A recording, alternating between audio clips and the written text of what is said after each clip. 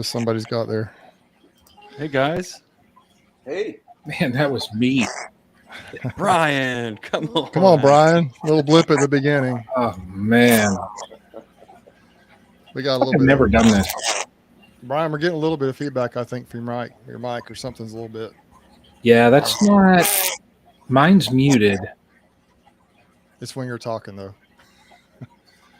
Anyway, well, hey, everybody. Welcome back to another Stream Team Live chat. Tonight we have a special guest. Stan Gore is on here from Texas Friendly Beekeeper. Stan, we're glad to have you here. Hey, I'm honored to be here. I've always loved you guys. I love what you're doing. It's just a community thing, and it's really well done. You know, I watched the first one, I think. When was that? When was the first one? The very first one was Brian has the date. Yeah, it was like December. I think I'll let you know about it, Stan. It was like we had about 6 or 7 different people on. Oh, and that's right, yeah. We had like Ian and Cayman and several people, these guys, and then some others. But then we've just really, it's kind of been a work in progress. We've gotten to meet some really great people, and you know, you're the next in line. We're glad to have you on here. Well, you know, I noticed a big transition. I mean, you were, you know, at first you were a little bit nervous. You kind of sense it, which I would be too. But now you're like, man, you're like seasoned vets here. And it's really easy to watch. And I always look forward to the knowledge you guys have and everybody else that's on here. I really appreciate it. Well, man, we sure appreciate that. And Stan, I'd like to come back to you in just a couple of minutes, but real briefly, Brian and Greg, if you guys can kind of tell us what's going on with your bee yards and kind of where you're at with everything, what you're working on. Go ahead, Brian. Paper, rock, scissors, are we? You go first. Yeah, but you lose every single round of that, so it doesn't matter. Mine, I tell you, I was pleasantly surprised.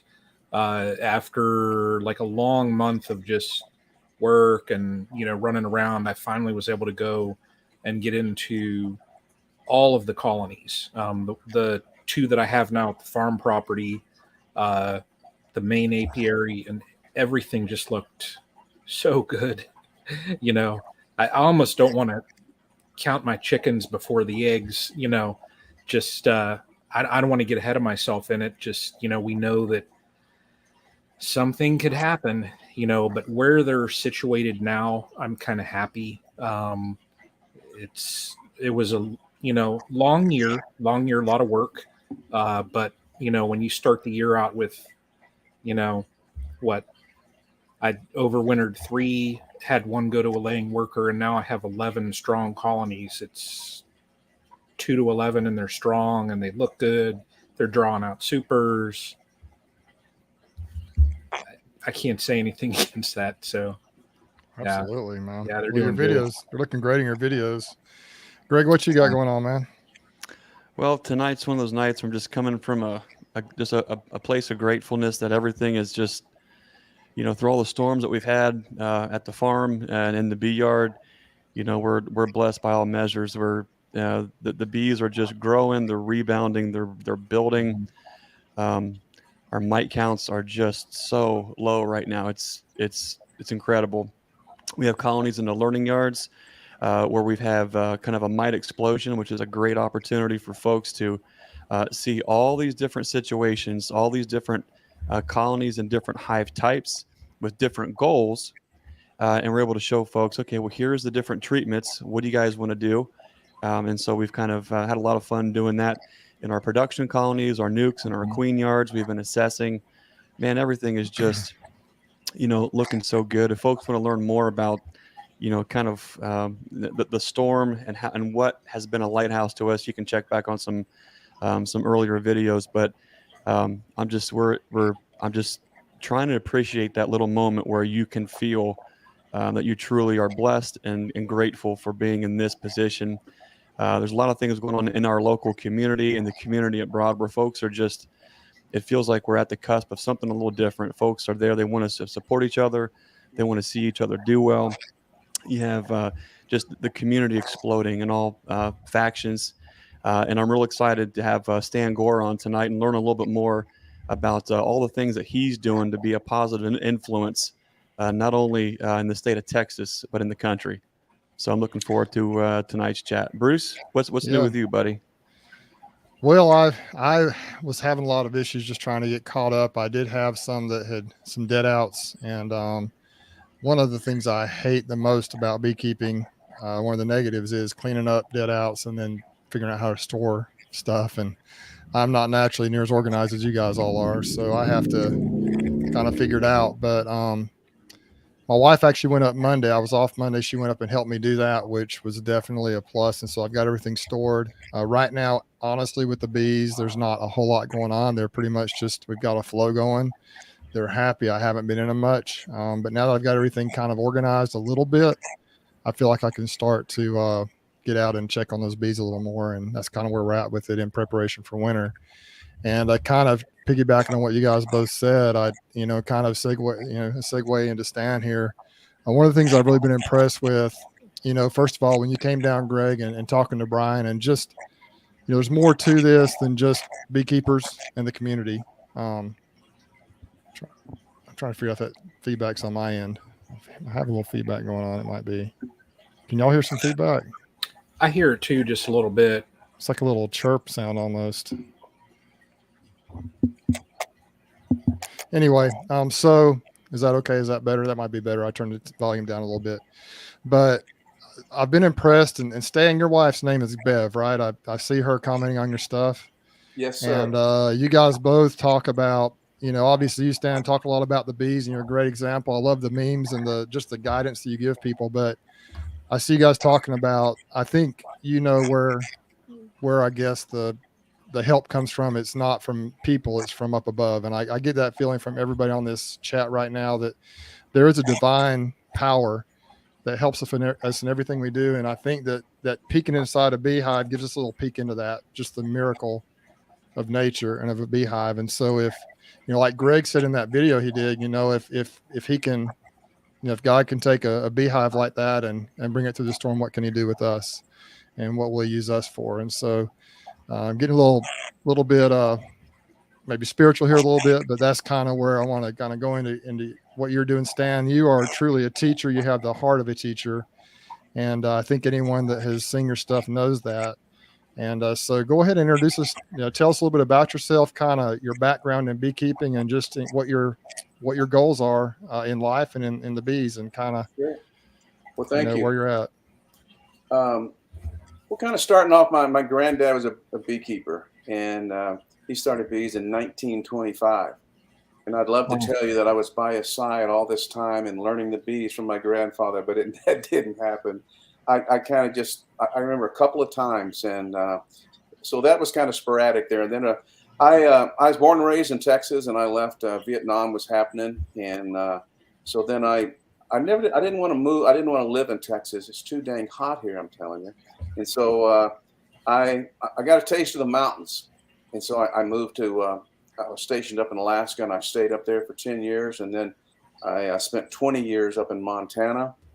And a friend of mine had hives there, but I really never dove into it, just kind of a helper type of thing, but I've always had an interest in hives. I think it's in your blood, and I truly believe it's a calling.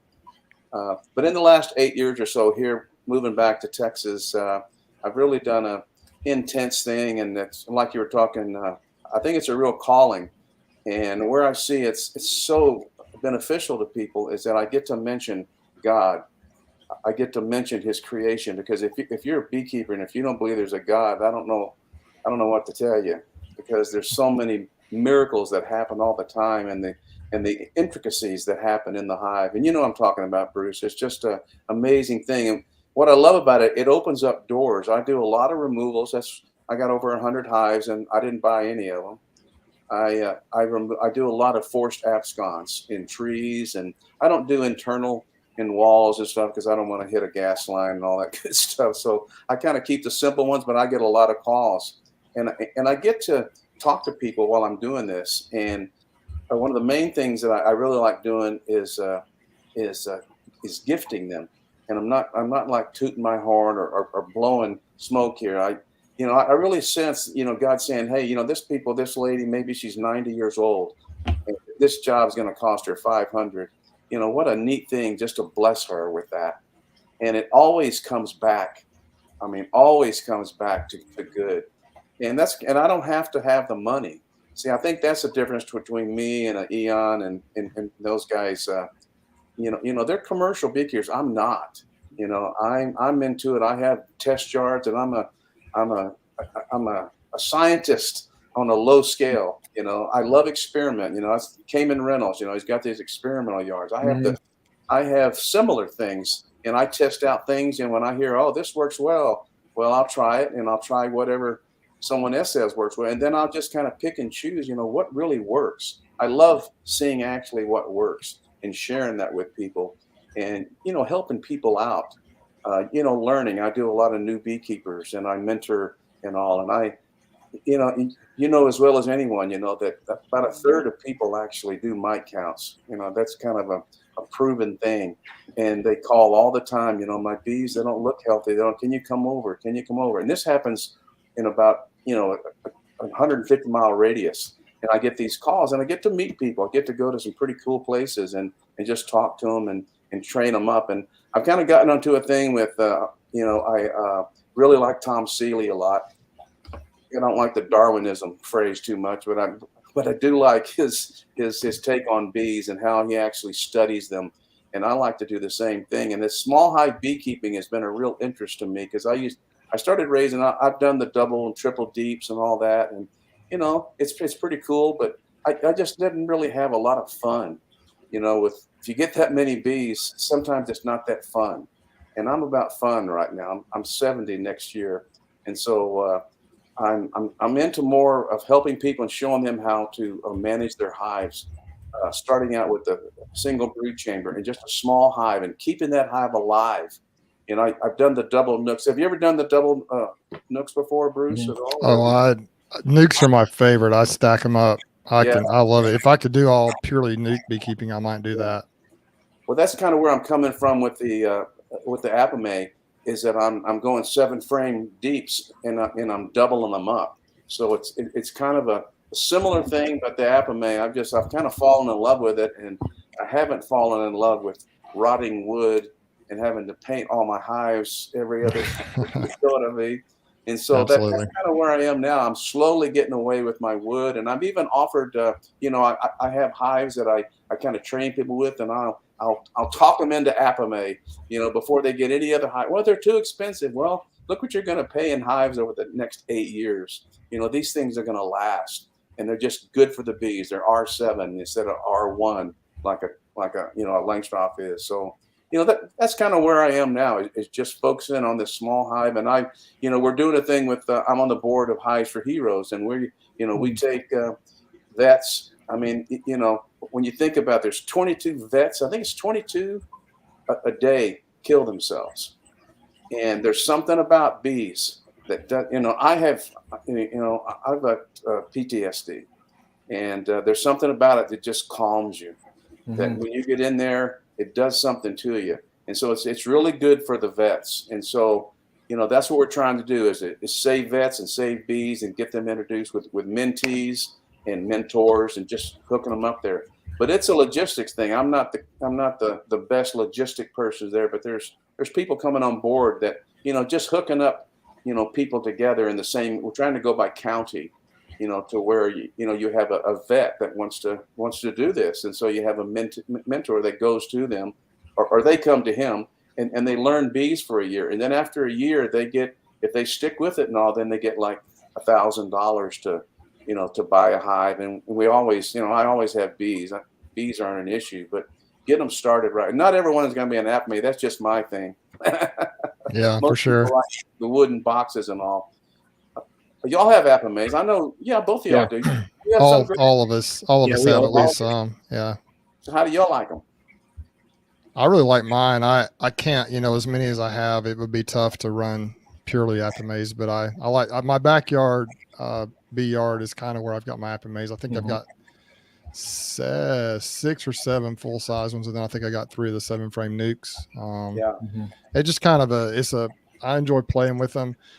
probably the one thing I don't like about them is, and I know there's ways around this. You may have discovered this or already be doing this, Stan, is I wish that the honey supers, the mediums boxes had entrances in them, the little dial entrances, just to have upper entrances, because what happened this year, what I typically do is when I start putting the honey supers on with my drawn comb in the spring, I'll put them on there and let the bees work them for a while and get used to being in there.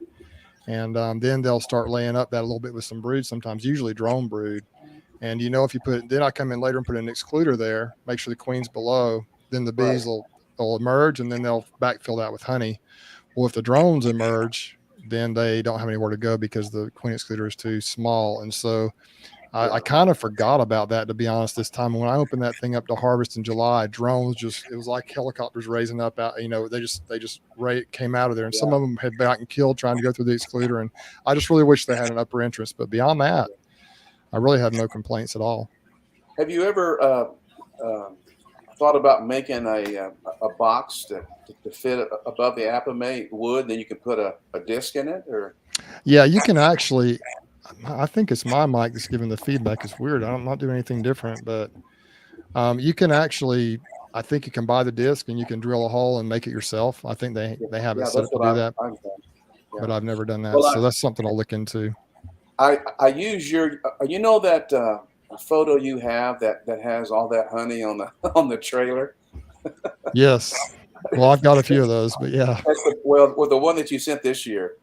That's a great photo. How many pounds of honey was it? I mean, it was like crazy. Are you talking about with all the buckets? Yeah, with all the buckets. Yeah, there were 92 buckets on that trailer, I think, which is just multiply that times 5. Yeah. That's how many gallons it was. Total for the year, I ended up with about over 7,000 pounds. I think about 7,400 pounds, but that was 2 different harvests.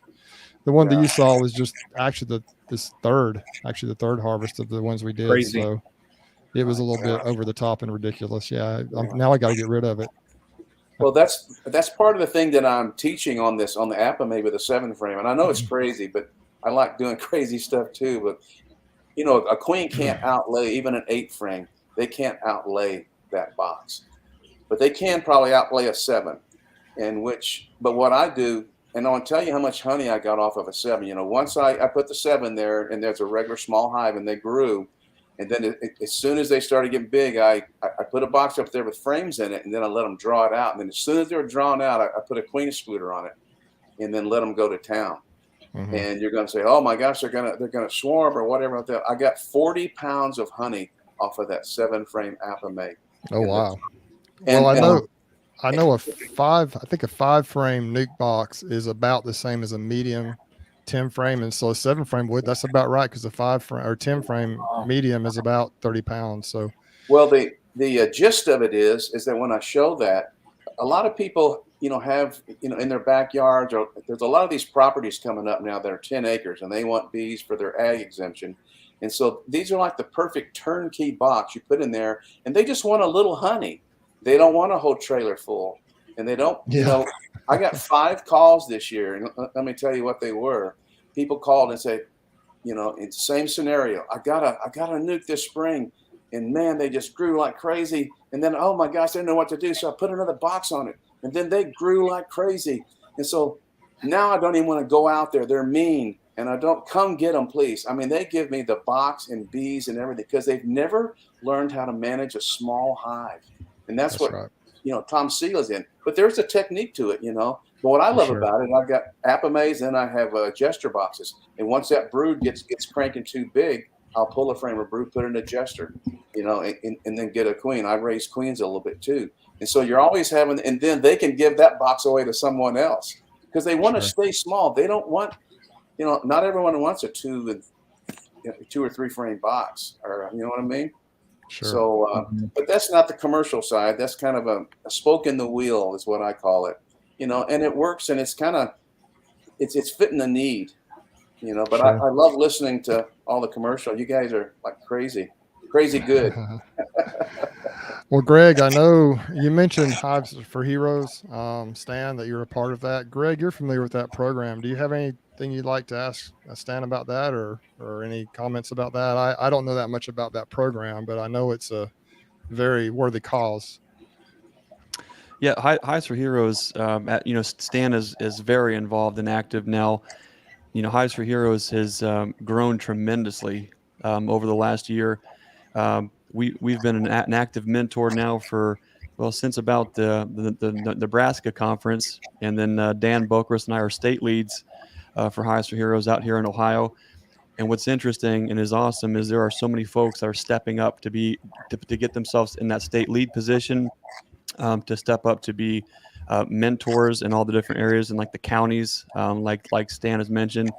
And they made something like 12 or 1,400 connections within the last several months, which is a big deal. Hives for Heroes has grown so quick.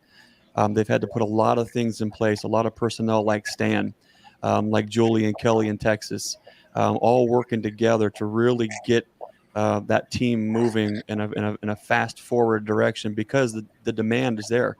Like Stan mentioned, 21 a day, I think is the phrase there. Whatever we can do to not only help veterans, but first responders, anybody who needs that light, anyone who wants to move in a direction where things are positive and they need a little bit of help from someone, not to necessarily, hold their hand and, be on top of what they're doing, but be there to pick up the phone if they call, to be there to help them come out in the yard. Let's learn. Let's do this hands-on together at the speed you're comfortable with.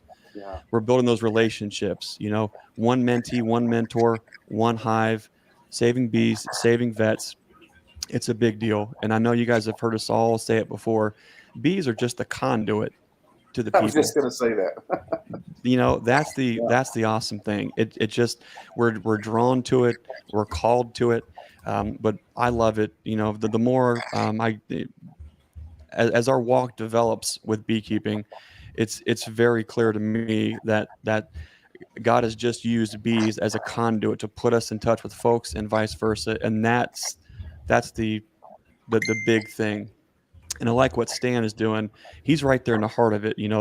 Hives for Heroes right now is kind of, their operating base is pretty much Texas, although they're nationwide and globally. There's a lot of fun things and exciting things going on in Texas with that growth. So I wondered if Stan could maybe talk to us a little bit about what is beekeeping like in Texas. Most of the time we have folks that are in the southern part of the country, the eastern, the northern, maybe out in California, but we don't really get to hear the narrative from not only a beekeeper, but someone who's working with people as a mentor. What does that look like, Stan, in Texas? Well, we have our obstacles here too. Like right now, usually we're kind of winding down, but we have like a second spring coming on, which is extremely rare. We have fruit trees blossoming. It's just like crazy time right now. So things are really, broods building up big, it's usually not that much right now. And in the fall, a lot of us in Central Texas, especially, we have a snow on the prairie, and so we can't take that honey. So that goes all to the bees. And the reason why we can't tell you, because it burns your throat. Do y'all have that, Bruce or Brian? Do y'all have snow on the prairie or snow on the mountain? We don't. I've never heard of that. Or I've heard of it from you, but I don't think we do. Yeah. It leaves a real, it's got something in it, in the nectar of the pollen, that when they make it burns your throat. Some people get kind of sick, upsets their stomach. So, you don't want to sell that. Some people, say that's jalapeno honey, but it's not. It actually burns your throat, Wow. But, springtime's probably a little earlier than y'all. And so we make arrangements for that. People start cranking, pretty good February, March, the queens, people start breeding queens. And I know, do all y'all breed queens, or just you, Greg, or what? Yeah. Greg he's a pro at it. I actually have a few of his queens in my hives right now. He brought them down a few weeks ago. Yeah. But I raise queens, but not intentionally. I do. I mean, I don't raise them, like I don't graft them and all that, but I end up with, I do walk away splits, or I'll do some things like that. Or some flyback splits, different types of splits like that. But I don't intentionally say I'm going to go raise 50 queens. I've tried it a time or two and just never have become skilled at it, never taken the time to become skilled at it, but it's a good idea. It's a good thing to do. Well, I tell you what, I've only done it for a couple of years, and I'm kind of learning from some of the people that are really good. And man, once you get into that, it's like, you kind of let your bees go for a while because you're raising queens, and that's not a good thing. But I'm learning, different techniques and timelines and everything. And that's the thing, man. You got to really stick to a timeline, or it won't work. But it's really cool getting those queens. And I do buy my queens. I have a couple of friends of mine that are, they're not, they haven't treated their bees in 10 years. And I do treat certain ones of mine. I get the mite down. But these bees, and I don't know what it is. It's like this zone that they have. And I'm telling you, they haven't treated in 10 years. And you tell some people that, and they go, oh, no, they're going to die of mites. But, there's something to it. But I don't know exactly what it is. But, there's a discussion. I think Cayman and Danny Weaver and a bunch of others next month in Temple with the Texas Beekeeper Association. They're going to have a big sit-down thing about queens, where they are now.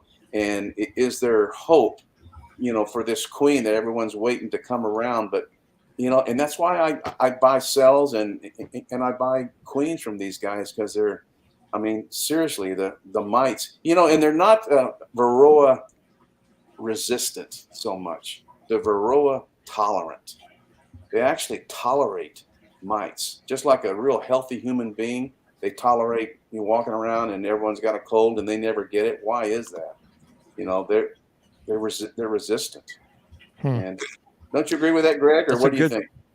Well, yeah, you're a great person to ask, because you deal with things in Texas that we don't necessarily, not that you in your exact area, but you have a little more influence with maybe, let's just say, some irritable genetics that might be a little closer to you than some for us up in Ohio or different parts of the country.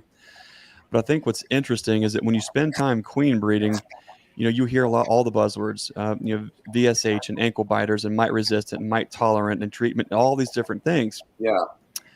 And what's fun about it is if we can just entertain all these ideas with an open mind, with no judgment and no bias, and just try to understand the merits of each, and then see how those things, if they do, fit into our context. I think when we start to get in there and we start to realize that just because a certain combination of genetic expressions or traits do well in one part of the country doesn't necessarily mean that's going to work if we take that same exact queen and ship it to Texas, or Texas back to Ohio. There's certain behaviors maybe that might express, but I think what's really interesting, I'm the more experience I get, and I try to be careful with it, but I start to lean real heavy when I start to see, kind of things prove out. We were talking about this, Bruce and Brian, over the last, several weeks, where sometimes we can have colonies that can look like absolute mite bombs. We might have colonies that are just absolutely overloaded with mites, but are yet still producing like gangbusters. What's up with that? We might have a colony right next to it that might have 2 mites. The colony to the other side of it might have 30, might have 40, and it's still out producing. I think what we're going to start to understand is that it's not so much about necessarily eliminating the mites from the equation. It's what can we do to reduce the impact that the viral loads have on the bees, and at different times of year, different parts of the country. Are these changing? Is it a moving target? Is it adapting? Because what's the big deal? If mites can be in there, if let's say ants in our area, if we have ants in a colony, it's not a big deal. Little black ants, great. They're running around. They're doing their thing. The bees could care less. That's cool. If the mites end up being like that, great. It's the viral loads that what can we do with our bees to hopefully prevent that expression, the negative repercussions from being exposed to the viruses. That's a moving target. And I think when we start to understand fully the picture, that's not just about getting Varroa mites out of the question. It's why are they affecting the bees, and what can we do with our bees that our bees themselves can withstand the viral loads. Now you're talking about a whole new picture opens up. Stan, what are your thoughts so far? You mentioned a couple years rearing queens. Of course, you're in an area where there's been a lot of work done for some very specific strains of bees. Do you have any initial thoughts on what you're not necessarily seeing in scientific peer-reviewed paper, but what are you seeing actually in the field with your bees and your colonies? Well, like I said, I do a lot of removals, and I give them like 2 years to see how they pan out. You know, what's their behavior, what's their varroa count, you know, what's going on with that. And then I have, like I said, I have a couple of friends that those two I really trust a lot, because I've seen the results of their queens, and so I graft from them, and so I'm getting, you know, the daughters, but they have to mate with the drones in my area. And I think one of the major things is that the 2 people I'm talking about, they have an area that they basically are in the middle of nowhere, and they have the drone capabilities to where they're kind of, it's like living on an island, you know. And there's still feral colonies around there, but I think that's why they're, you know, how else do you explain that their bees don't die from mites after 10 years? How do you explain that? Yeah. It's a great question. I wonder if, you know, different parts of the country, if we have different, you know, maybe viral expressions that are affecting bees differently. Yeah. You know, a lot of times we can take a bee from an area that can withstand that, and we can ship it across the country and put it into a colony with different flora, fauna, forages, nutrition, the whole 9 yards, and everything falls apart. That's what's really interesting to me, is it seems like there is no silver bullet, which you could argue is maybe a negative attribute of this, but I think I look at it more as a positive, because if we can teach folks to get in tune with the colony, to actually observe, see what is going on, these things will happen. But if we can adapt, if we can improvise, if we know what we're looking for, to me, that's more important than just trying to have a cookie cutter approach on, well, you just need this bee that we've developed in this lab or this part of the country, and then that's the answer to all the problems. Getting folks to be in tune and engaged, to know and be comfortable not only observing the colony, but here's the thing: let's get folks in a position where they are willing and they want to take responsibility for the health of their bees, where they're not just looking for king or queen XO to say, this, you do all these things this time of year and everything is going to be. Let's get folks to be engaged and take responsibility for all their actions. That's a big deal. Yeah. Hey, there's a really good question. Man, my thing is weird. There's a really good question here by Justin. I don't know what's going on.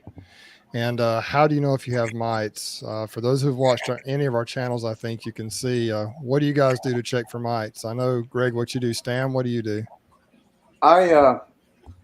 You know, August and December are the months that I focus on, and I'm pretty religious about, you know, checking the load in August, and because that's the peak of the mites, and so I do testing on them and to see where they're at, you know. And then I always do in December I'll do a mite, but after if I do any treatments, I'll always test them afterwards too. And I've got different yards, you know. I've never used Apogard or I've never used Aprovar either, but oxalic acid I've done, and I do it, you know, probably to double the, I don't know if I can say this on here, but it's twice the limit you're supposed to use.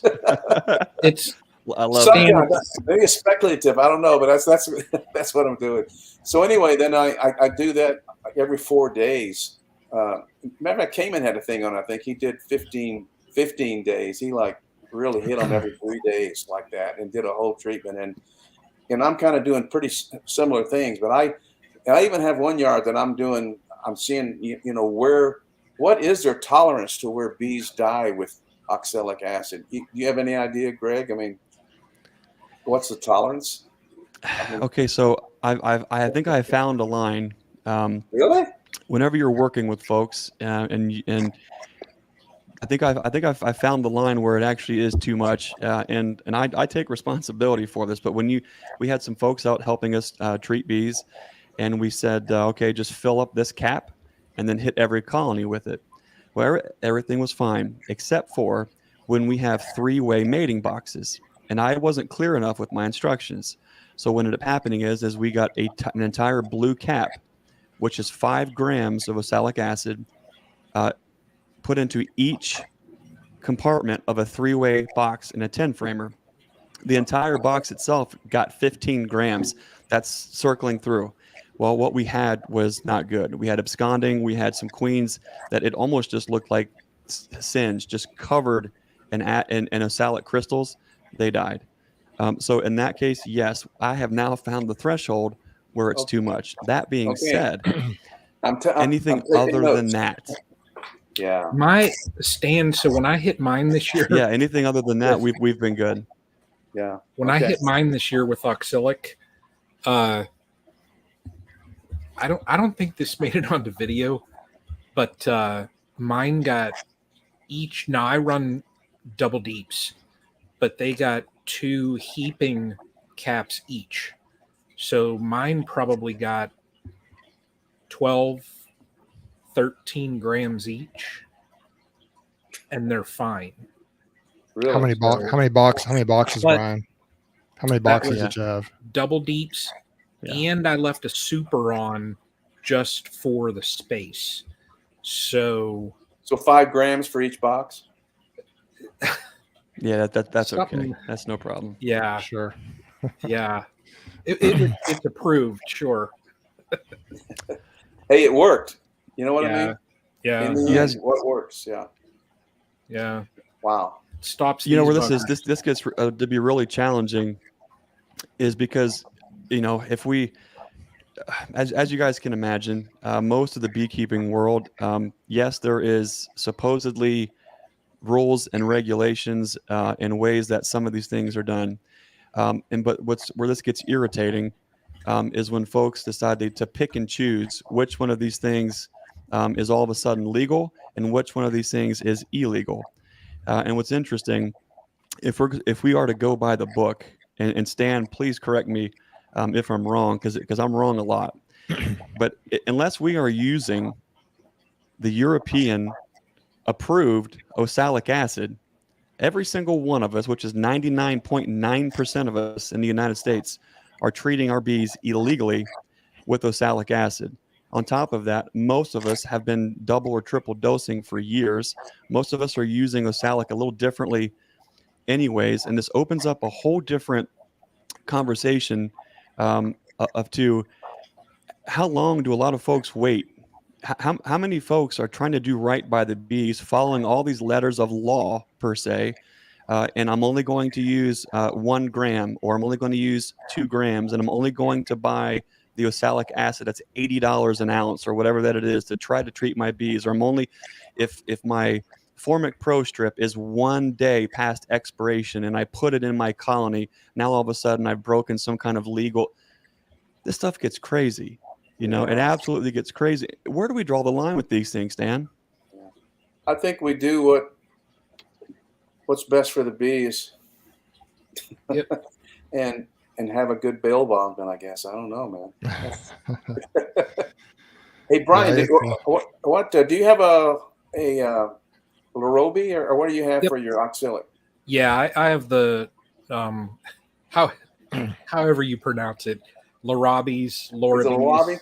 I get it wrong too. I mess it up, but yeah, I love that thing. Yeah. I haven't got it yet, but I ordered the one, the battery one, the $500 one. Instavape, yeah. Is that thing sweet? That thing is sweet. Oh man, it's nice. I do. Oh man. Yep, we've ran. Matter of fact, today my wife and son were out blasting the nukes and the queens. It's so easy. I mean, we have several. We have several Larabes units. We have some old Pro Vapes, and then we have this new Instavape, and it is smooth. It's nice. It's quick. We're getting like 12 to 15 applications per 5 amp hour battery. So if we had the bigger one, maybe you would get a little bit more. It is just the thing about these treatments and with oxalic is, you might have your initial investment in the vaporizer, but the oxalic itself, Brian is just Brian's the whiz. He knows where to. He can pull all the stuff. That must be our farm page. That's Susie using it today. Yeah, at home. Wow. And they're so versatile. We use a lot of entrance dials. Of course, we have an Apame. We have a lot of 4-way pallets. No matter what configuration, we can easily just put a cork over the stem and treat dials, or the Apame. We can go right into the bottom entrance on everything else. That's a really nice unit. I'm really liking that. And I think Rob is getting caught up on orders. So if anyone is interested, then go to larabis.com, take a little closer look. Yeah. It's one of those things where a lot of us don't do the treatments because it's you got to either pull a generator out or drag an extension cord or do this or do that.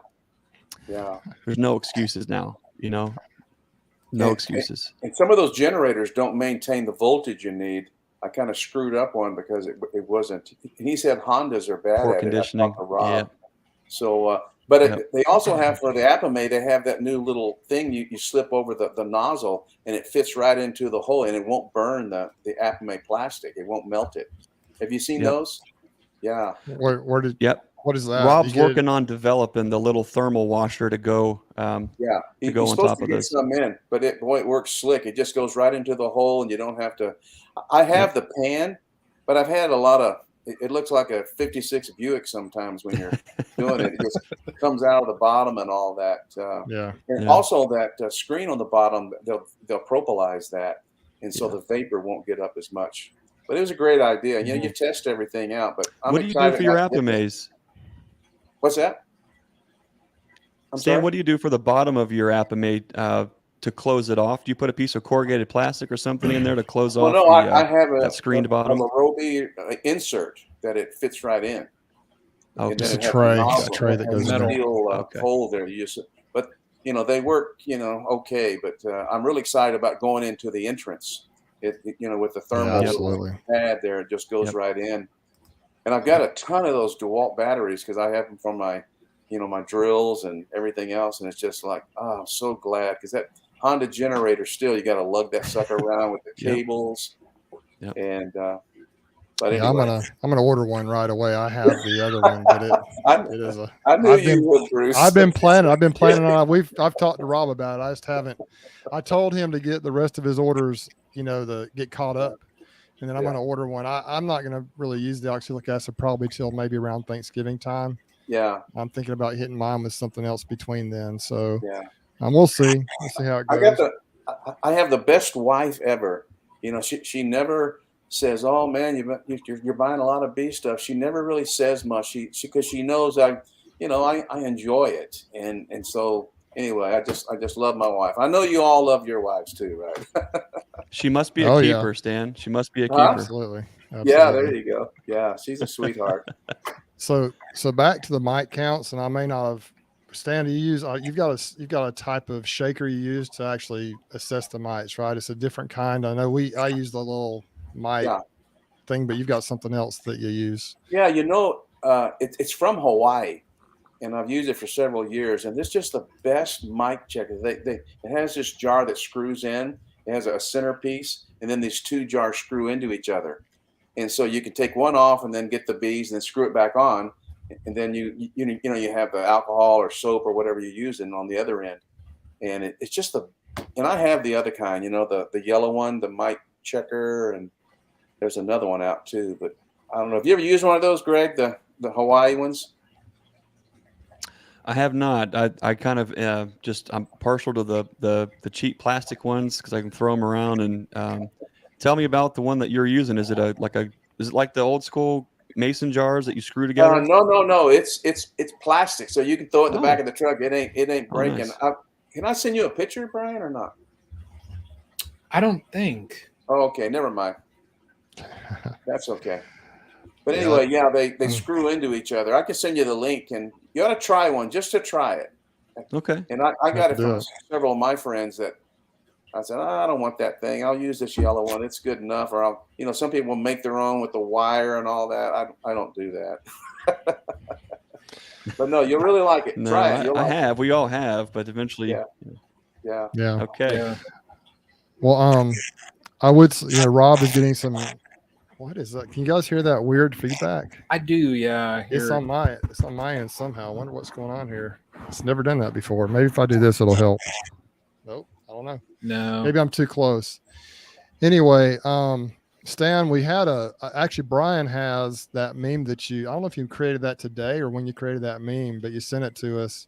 Brian, why don't you pull that up? And I just kind of like to let everyone see. Now, I know there are probably some folks on here that may have come on from Stan from Texas Friendly Beekeepers. I hope so. If so, be sure to get involved with the chat, the discussion. But Stan, walk us through this this meme here and kind of tell us this pretty much from what I've seen on Texas Friendly Beekeepers, this is your philosophy, but I don't know if you've ever outlined a lot of this before. I've never seen it. So yeah. Well, you know how it kind of all came about is that, I used to be on beekeeping techniques and all these other ones. And man, oh man, if you watch it long enough, these people are killing people, man. They're just calling them stupid. And you know what I mean? It's just unbelievable. And so the new beekeepers, they're afraid to say anything or they'll get slammed. And so I'm talking to a friend of mine and we said, hey, let's, let me think of something here. Let's get our own page. And, I don't care if there's 50 people or 100 people, who cares, but at least they'll be friendly. And so the whole premise is about, being kind. And just what this thing here, be kind, be gracious, be helpful, be humble, be a giver, be friendly. And these are the rules that I think, I don't know, I didn't come up with all of these. A couple of them I did. But, if you're not making mistakes, you're not learning anything. If you're not confused, you're not learning anything. If real learning is not facts, it's relationships. And number 4 is it's not so important what you know, it's what you know how to find out. And that Michael Bush said that one. I think that's pretty cool. But if you look at the Goober guy, right? Okay, I don't know if you guys aren't old enough probably to know Goober on Andy Griffith's show, but someone mentioned that to me one time. I said, man, that's a real Goober, isn't it? I go, I kind of like that, because I like people to share their mistakes. And it's so comforting to hear other people that screw up. I mean, I've run over 2 or 3 smokers. I've done so much stuff that, it's like 3 pages long. And when I do something like that, I post it, because first of all, the guy goes, hey, I did that too, and it just kind of draws you closer instead of, oh, I know it all. And everyone should listen to me. Well, don't listen to me. I want you to get involved and but we have to be family like you guys do on this page here. Like, Greg and everything is the relationships really matter. And if I'm seeing you doing something that if you're being mean or whatever, and I get in trouble for it, I'm telling you, I get in trouble for this because they come across, I've been called like I'm a censor or whatever. But when someone calls someone a vulgar name, and then I said, hey, don't do that. And they still do it again. Well, then I kick them off. And then they say, well, that's not very friendly. So it's just about being friendly. And it's okay. Here's the thing. Thought it'd be like 100, 200 people. And I'm not a scorekeeper, but now it's 8,000. So tell me people don't like to be around kindness and helpfulness. And we all kind of, someone will need something done on their, and so I'll put it up there in a matter of like 10, 15 minutes. Someone says, hey, I can help you do that. And they go and drive and help them. Don't you love that? Yes. And I've actually talked to Stan a few times, this may be the first time we've actually ever talked, but we've messaged back and forth a lot. And one thing that I was thinking about doing my own Facebook group one time, and Stan just said, you have to be careful, really be careful with who you let in there. And that's so true. And Stan, you do a good job of keeping positive people on there, people that support each other and help each other out. You don't tolerate people being mean, and there's no reason for it. There's no room for it. And boy, some of those. My wife is the one who vets people, and she goes into their Facebook account. She sees if they've been killing cats or sacrificial things going on. It's amazing. If you go into people's page, you're going, oh man, they're posing. You know what I mean? But and it's a private page. It's I was told it's like the largest private bee page in Texas. Over 8,000. Wow. It's not public, so you got to be. It's private, so that's pretty cool. It is. I did want to mention, I see Son of One on here. That's Ed. Ed is a local guy. He says this. He says, beekeepers' errors is a big problem for sure, and that is true. And so for anyone to just ridicule and make fun of folks for that, Ed also sent a super chat in earlier. I appreciate that, Ed, as well as Matt F. Matt F is the one who actually won the Hilco extractor a couple of months back. So I appreciate it, guys. We're actually going to give away a prize later that those super chats will help pay for. So I appreciate that. But Yeah, it's just, that's one of the things I think that's one of the reasons people are drawn to this particular chat that we're doing. That's one of the reasons people are drawn to your page. One of the reasons people are drawn to Cayman and Ian and all these people, Bob Benny, because I think what we're trying to do here is establish a community of people that are willing to help each other. Yeah. I talked to Cayman on the phone, probably 2 or 3 years ago. The first time I actually, I was kind of a real small channel. And at the time he wasn't as big. He was probably about the size I am now then, but I was a little intimidated calling him, but we talked one day, and once you get Cayman on the phone, you'll talk like all day, cause he is a talker. But, he said it's just not fair that the big commercial guys have all the secrets and they won't share. But the smaller folks, he's like, why do they do that? He's like, he was so frustrated, if I'm not mistaken, with just that fact that, the hobby guys, the people trying to get into it are many times set up for failure because they can't get what works. The big beekeepers won't tell them what works. And so Cayman's whole mission, I think, is to meld the two together, to bring everybody together so everybody can be successful together. And by doing that, the commercial guys will have more business in a lot of ways, and they'll also help the smaller people be able to be successful. And so that is kind of the whole meaning, I believe, behind what we've kind of called the Hive Life movement here. And that's kind of what we're trying to do. It's just fun to see this community grow. And you're a huge part of that. It's one reason I think it's great to have you on, because you're down in Texas, and I don't know how many folks we have down there that follow us, but you've got a big following, and I hope your folks that are on here actually participate. Oh my gosh, in the chats tonight. I got that for Hives for Heroes. It's got all the counties on it. Isn't that cool? Isn't that cool? How many counties are in Texas? Good grief. Man, I don't know, but too many. But it's a cool map. And what we're going to do when we get a mentor or mentee, I'm going to put a little red dot, and they'll have a ledger, so we'll actually see it. I'm a visual person. Steve is kind of a computer guy, and that's cool and everything. But I like to have a big map. No doubt, man. Do it the old school way. Yeah. Hey, he's talking about that, like Bob Benny. I love Bob Benny.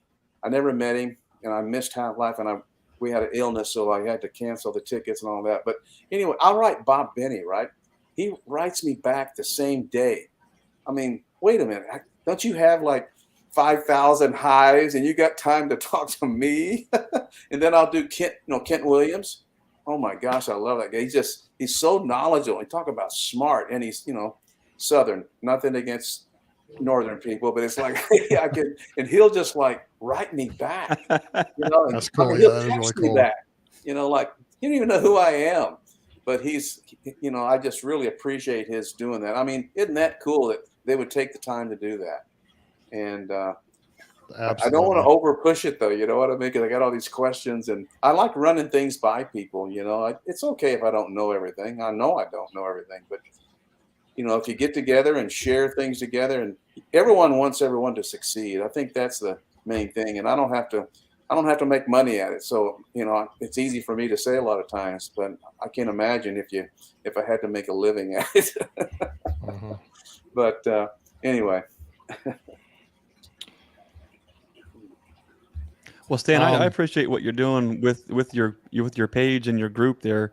If you can have a place where folks can feel comfortable asking a question, that they're not going to get scrutinized, they're not going to get judged, they're not going to, a lot of folks are already, on that line where they almost feel defeated before they start with beekeeping, because there is a huge learning curve, and so, providing that place where folks can come in, ask questions, engage, join a community, without getting lambasted and just beat up, is a big thing.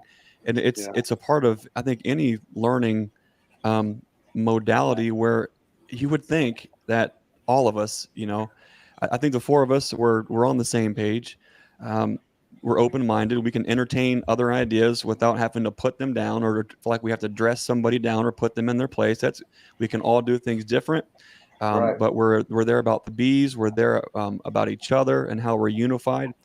Unfortunately, there's a lot of folks out there who, whether it's commenting on your YouTube videos or making social media comments, all they want to do is poke. All they want to do is kind of tear things down. All they want to do is try to find a way to irritate you, to rub, just Yeah.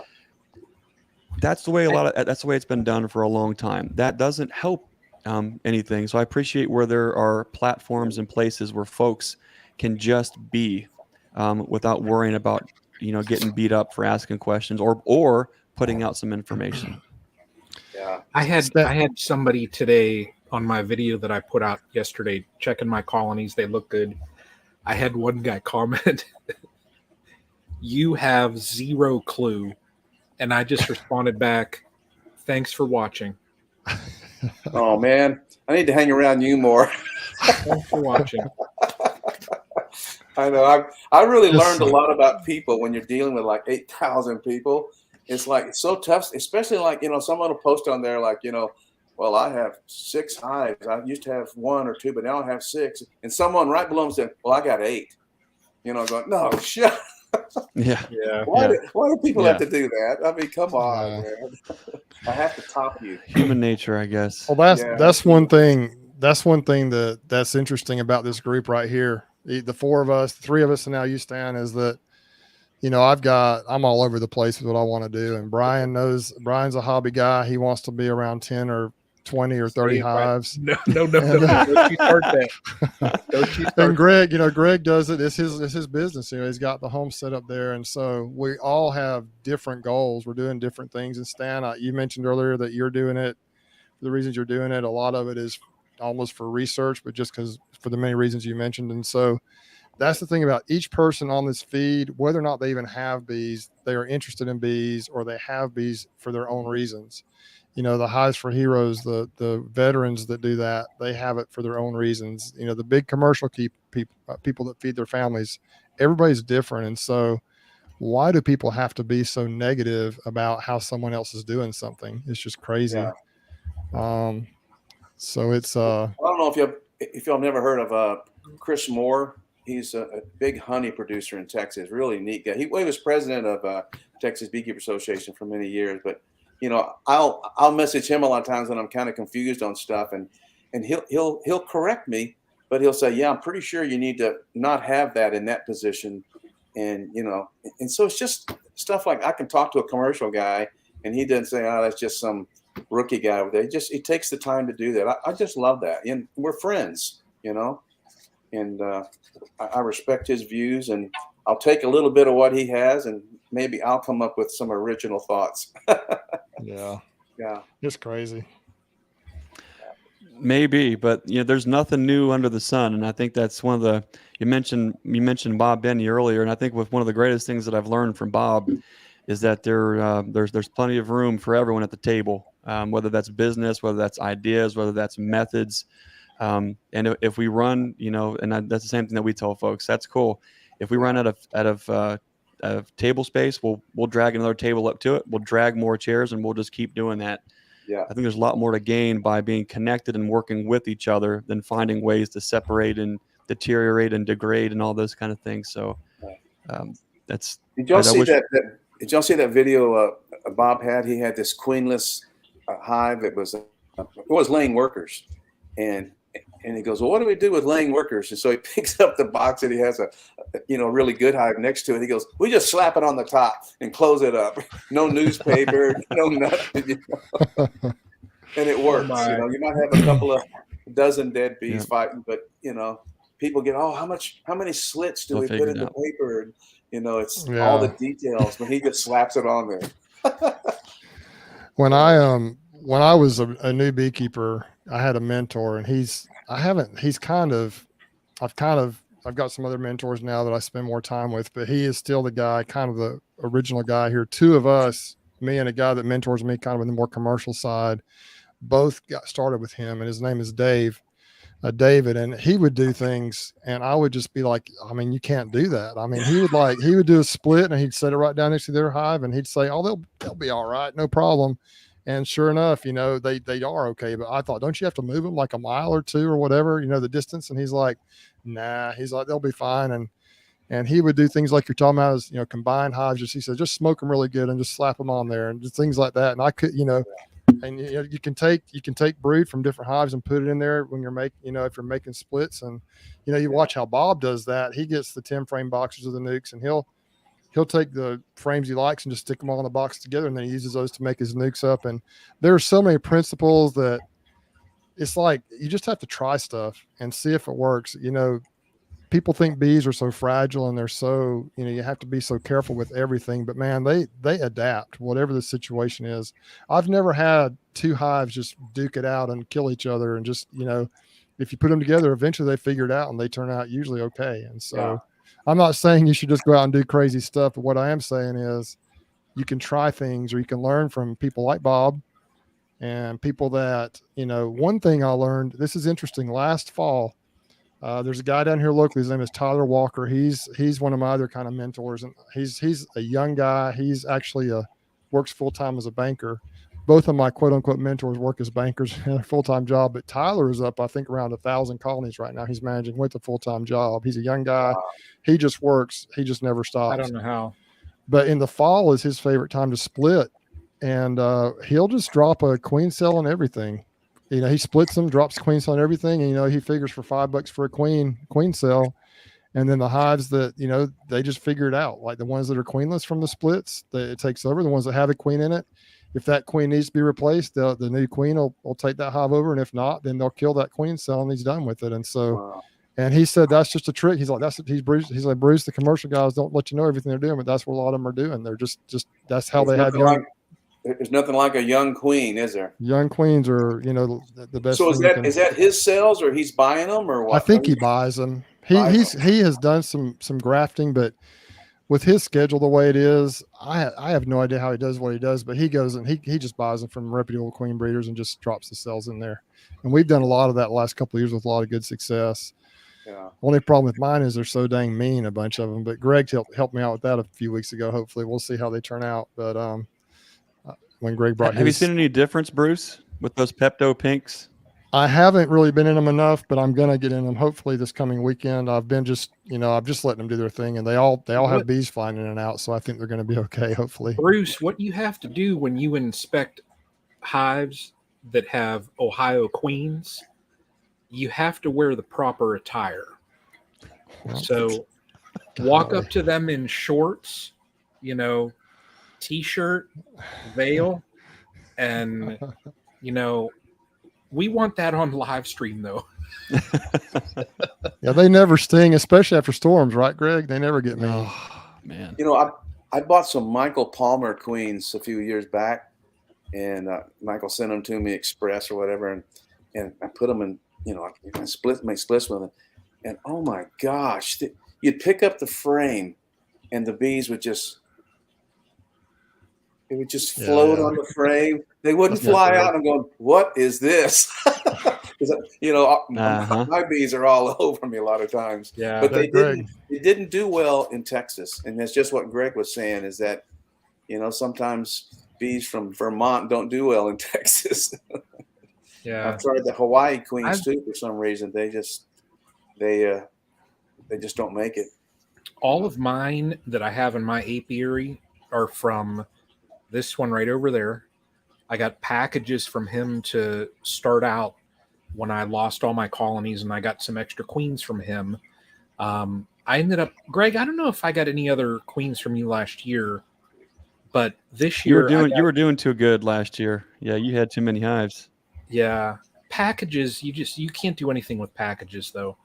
But you know, I got everything from Greg, and then this year I got a couple queens from Jose, Uribe honeybees, and it's the genetics, you know, the Appalachian mutts, like what Greg has.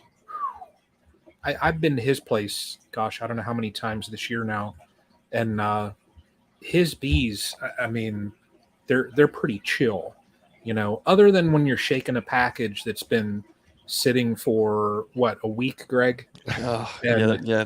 Brian has the video on that. Yeah.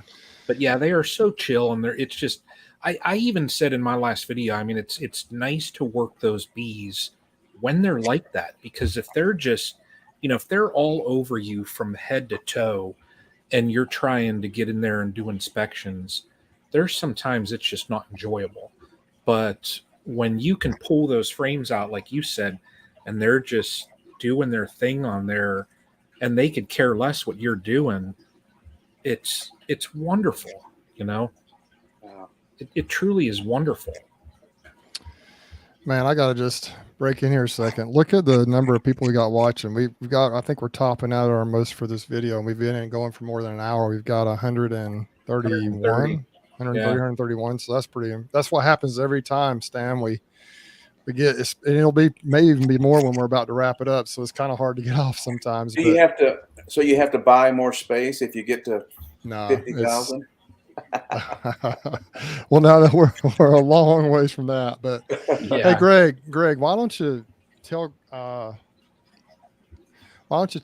Stan a little bit about your queens? Because and kind of tell him the story behind the Pepto Pink. What's going on with that? Because Stan, have you heard about the Pepto Pink? Do you know what that is? Pepto Pink queens? No, what is it? We'll let Greg explain it.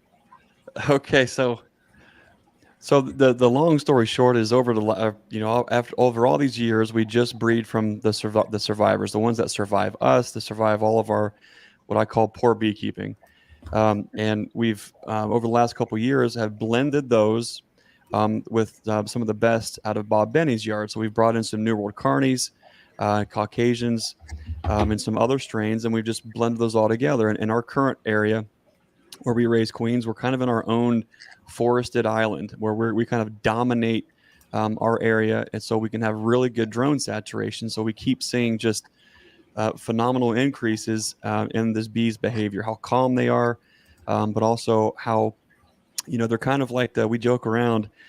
Somebody at the learning yard said, "So what you're telling me is these are like the Dave Ramsey of bees." So if anyone knows Dave Ramsey, these bees are just more frugal with their resources. They're smarter with their assets. And so these bees, they tend to kind of brood down going into the wintertime, and they'll kind of just stay there and they'll just wait. And rather than just jumping off the cut in the spring and just make brood they can't keep warm, they can't feed, they just wait. And just when you're about scared to death that colony's not going to grow, you crack open the lid and that box is full. And then you add another, and they just catch up, and they eventually surpass what Italians typically would do. Well, some of those traits is they seem to be a little cold hardy, more thrifty with their resources. They're calm and they're gentle. And that's one thing. My wife and I, we have 7 kids that we raise on the farm. And so we want to make sure that that's what we're using, is we're using genetics that are calm, that are prolific, that can get through the winter. So when Bruce was looking to add some genetic diversity to his yard, the joke was, as I'm taking a video showing Bruce, okay, Bruce, here's your queens, and just some beautiful heavy tiger striped and some black queens. And the joke was, Bruce's Alabama bees were so spicy that we're going to mark these bees Pepto Pink to just help cool them down. So that's what we did. We just marked them all Pepto Pink. We ran them down. Now everybody wants Pepto Pink queens. So that's what we've been doing. So the rest of this year's color has been Pepto Pink. So that's been pretty fun to watch. Bruce and Brian. We'll ship some to you. They talk funny though. They're from this side of Mississippi. They might talk different. Do they say like "Ponk your cat"? No. Wait, we ain't those folks. That's Boston. That's Boston, right? Stan, you don't necessarily have what I would usually hear as a Texas accent. Where did you originally hail from before you went into service? I was born and raised in Texas, but I lost it pretty much. But I can take it on anytime I want. I can bring it back on if you want me to. There it is. Okay, there it is. Wow, Ewins and all. Yep. That's cool. Man, I'm enjoying learning more about these queens. Wow. So on those queens, do you? What has the mites been? I mean, are they just low? Is that the thing, or?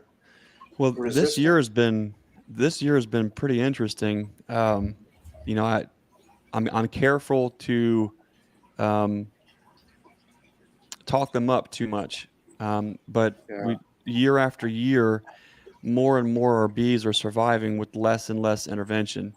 And so what I'm noticing this year is at least using something to use as a metric that gets my opinion and my bias out of it when I'm just using like the Dawn soap wash to figure out where these bees are, they have not really gone anywhere this year. They keep building up, but the mite loads we're just not seeing them there. We've been proactive with oxalic acid early on in the year. And then, for folks who might be from Ohio to see, earlier Brian put that little video that my wife Susie put on our Facebook page of her using that InstaVap today. Folks are shaking their head across the country thinking, why is this hillbilly using oxalic acid at this time of year when there's all this brood present? And it's a valid point.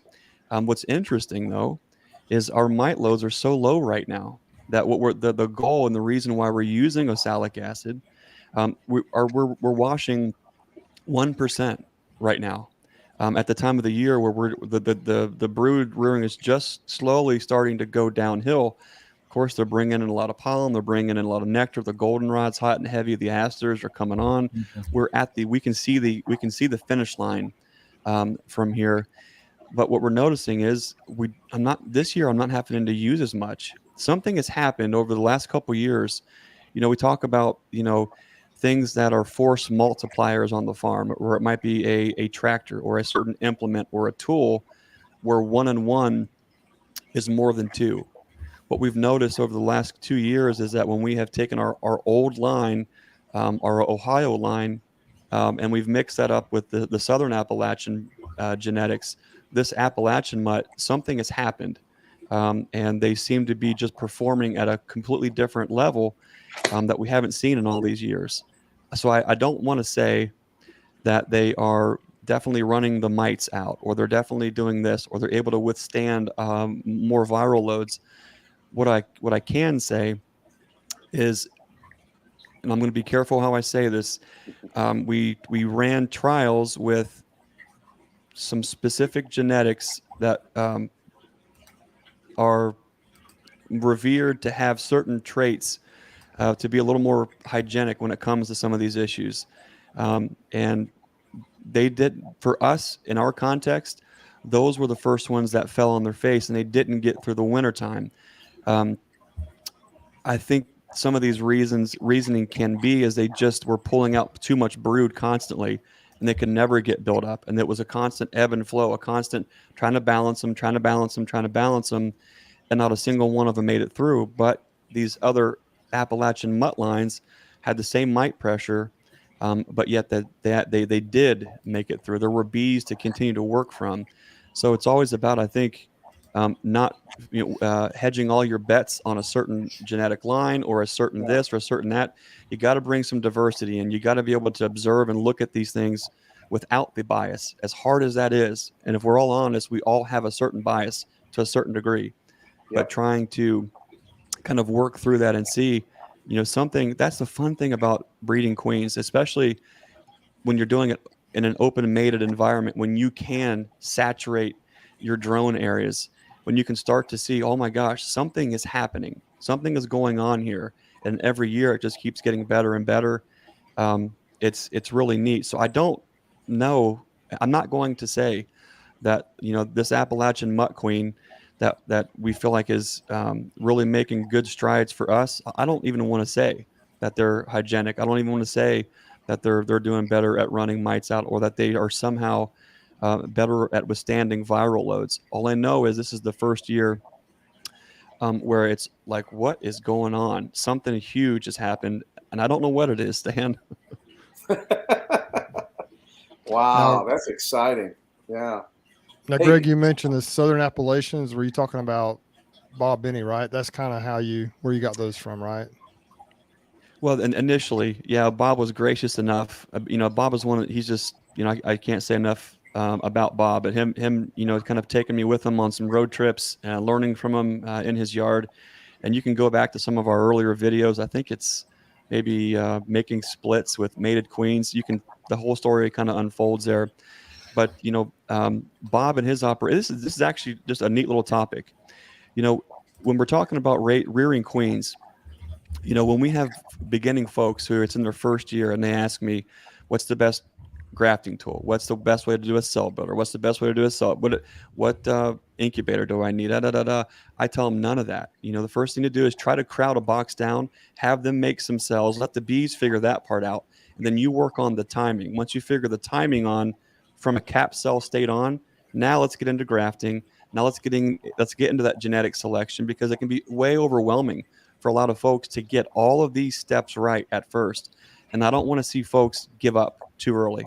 So if we can mitigate the risk, get them excited about seeing that queen that's hatching, that trap door opens and that queen hatches out. And there you're looking at that queen look in her very first moments in a colony and watching all of the nursing brood and everything engage and interact and introduce and then bring her into the fold. It is one of the most beautiful things you could ever see. And I want so many folks to be able to see that. But when we, at small scale, you're thinking, let's just make queens, let's do this, let's do that. The idea of spending $1,000 on a breeder queen is not even in the contextual equation for most folks. Well, working with Bob, is he's running a multi-million-dollar business. So if he's investing in several $1,000 queens, if those queens are producing at 1% increase, that's huge in the bottom line. Wow. And so there was an opportunity for me to have access to those genetics from Bob that were overwintered, had already proven their worth, and brought back singles with all the drones. And then we got really busy seeing what we could do with those, blending those with our line that we have had for years. When we brought those two together, the daughters, not just yes, those were great from Bob and ours were great. But when we brought those two together, the daughters and the granddaughters off of those lines are showing us things that I just can't even begin to comprehend yet. That's the exciting thing. So it's not so much that there's a magic genetic or that a Sukobe, New World Carney mixed with this rare Slovenian Caucasian mixed with whatever is coming out of your trees at the farm.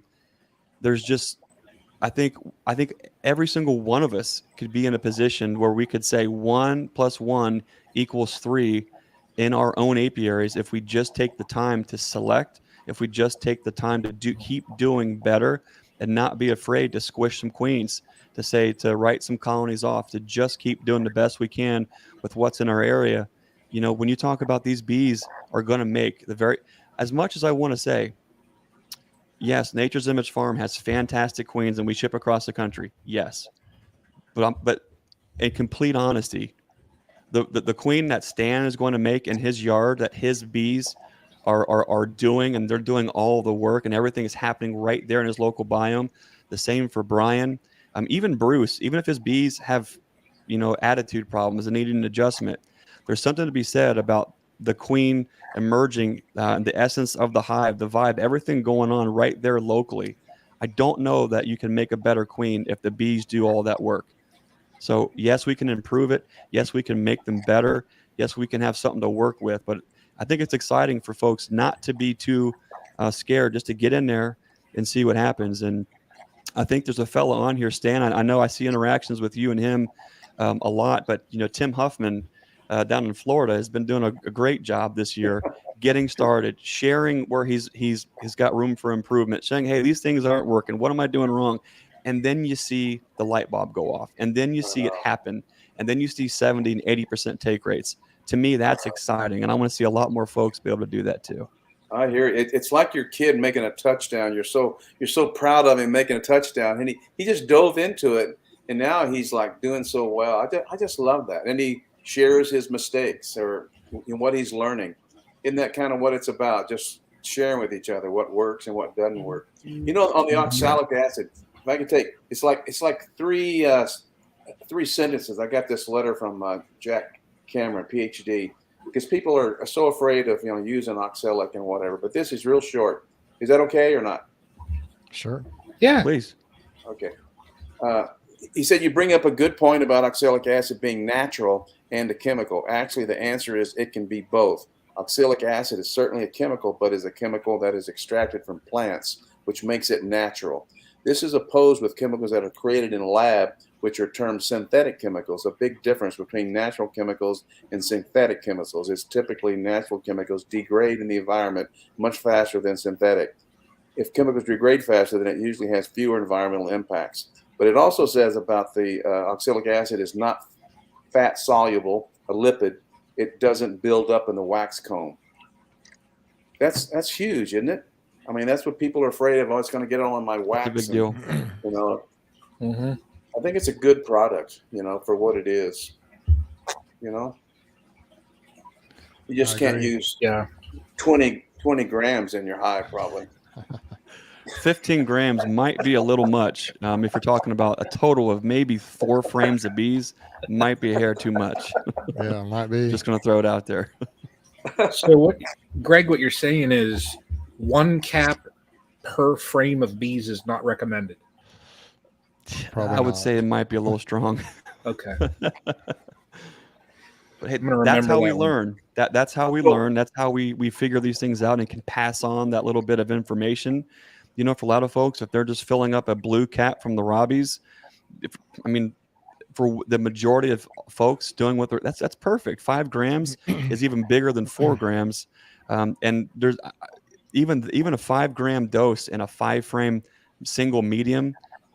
I've seen 0 ill effects, but you take that 5 gram dose onto 1 frame of bees. That is a mating nuke. Well, that's a different thing altogether. So context is definitely key. Mm-hmm. So if you have a double deep, you can use 5 grams for each box. That's double deep. Is that? Yeah. That's what I did, and all my colonies, they all look great. Well, there you right go. now. So yeah, I didn't see any effects. Have you tested mite counts, Brian, since you did that? When I pull my supers, that's my plan for next time I go over. Pull supers, and I'm gonna do washes just to see where I'm at. And I probably will throw some other type of treatment on just because we're 3rd week of September now. So I was thinking on throwing Apivar on just because we have enough time. We have 42 days before, probably more than 42 days before we get into the real chill. So I've got enough time where I can put that treatment on and remove it. But we'll see what my mite washes say. So if I have a colony that's real high, I may go to another treatment, but we'll see. I'll let you all know once I do my washes. That's awesome. I love seeing people. Go ahead. I'm sorry. Greg, I was going to say thank you so much for the Dawn Ultra. I've never used it before, but now that's all I use, and it sure saves my money on alcohol, and it seems to work just as good, right? Yeah. Just a little tiny, little trick that it's, for us in that video, it was not only for whatever reason in our context, we're finding that we're getting more mites dropping. And maybe it's the equipment, but when we're using the Varroa Easy Check, we're finding more mites falling off than we are with Osalic. And where in that video where that was a big deal is when we treated colonies that were based on a little over 2% mite load, that was the alcohol. But when it was 7% with the Dawn sample, now that's a different. That's a horse of a different color. When we're going in and treating those, we did things differently. The colonies that we treated, like it was 7 point whatever percent, with the 1-2 punch with 2 rounds of Apigard and 3 rounds of oxalic acid. Those colonies made it through the winter. The ones that we just treated based on the alcohol at 2%, they didn't make it. So context is definitely key with that. Even if folks aren't finding that Dawn has more mites than alcohol, and if it's just the same, cool. Because Dawn is way cheaper, way more readily available. You can wash up with it, and it doesn't irritate the bees. For whatever reason, our bees are just chilled out, calm bees. But when we introduce open alcohol and it's on us, so it's on our hands, on our equipment, they get fiery. But with the Dawn, it maintains a certain vibe and an essence as we're working our bees. And even though we're getting ready to murder 300 bees to do it, it still makes a big deal. We can just keep things cool while we're working. You just want to make sure you swirl it instead of shake it. Yeah. Yeah. What I've found is even if I do shake it, if I let it set, like while I'm getting the next hive prepped, it'll settle pretty good. It settles pretty good. Yeah, I wanted to mention 3 people here. I really appreciate it. Goblin Honey, Greg, thanks. You didn't have to do that. Super chat. And also Jason at Bohemia Bees. That actually leads us up to, we're going to be doing a giveaway here in just a minute. But yeah, I've actually, speaking about the testing, Stan, I wanted to kind of bring up a couple things how you've altered my way of doing things over the past couple of years. I used to make really long videos all the time. And Stan said, you got to get them under 4 minutes. And I'm like, Stan, I can't get them under 4 minutes. But that every time I make a video, I will tell you, I think about that. And even though they don't always end up being that short, I try to make it much more efficient and watchable, I guess you would say, instead of keeping everything in there. And I think, these 2 guys right here are really good also at giving some good content out there. And so, but that really, the other thing is, Stan, that I think just in the last year or 2, you've asked me a couple of times, I'll be talking about treating bees and you'll be like, well, what's the mite count? And I'm like, well, I don't know. So now I started doing mite counts. Between you and Greg, you've got me convinced, and Cayman and everybody else. And it's been interesting for me to see, I used to just treat and think everything was okay, but now I'm realizing how important it is to do some, even if it's not every hive, just random mite checks, kind of go through and do a sample and see what's going on and then check them afterwards. That's the real benefit of doing mite checks and washes, is at the end, you can see if it's effective. And I think a lot of people, maybe even on this chat right now, may just treat and say, hey, everything's okay. Oxalic acid works or Apivar works or whatever, but you really don't know for sure if it's working, if it's worked efficiently enough or sufficiently enough to be able to fix the problem, unless you check what your actual mite count is. And so that's a couple things that you've really influenced me, Stan, in many other ways as well. But I really appreciate that. Your videos and it's really cool to see what they were and what they are now. They're just, they're light years away because you've just improved, and it's so good to see. And I appreciate you. I got to get better, but I'm working on. I've actually been in a little bit of a funk lately. I've kind of taken a little time off. I just needed to kind of get reset a little bit, but I do appreciate that. Brian, I'd like to go ahead and give away this. We've got some good super chats. This Hilco smoker. Oh, wow. This is about this is a $40 item right here, and it's from John up at Hilco Bees. If you sign it, how much more is it worth? I don't know, probably not much. If whoever wins this, if you want me to sign this, I will sign it. But it's so pretty. Just sign it right now on the camera. Just sign it. You have a marker? Yes.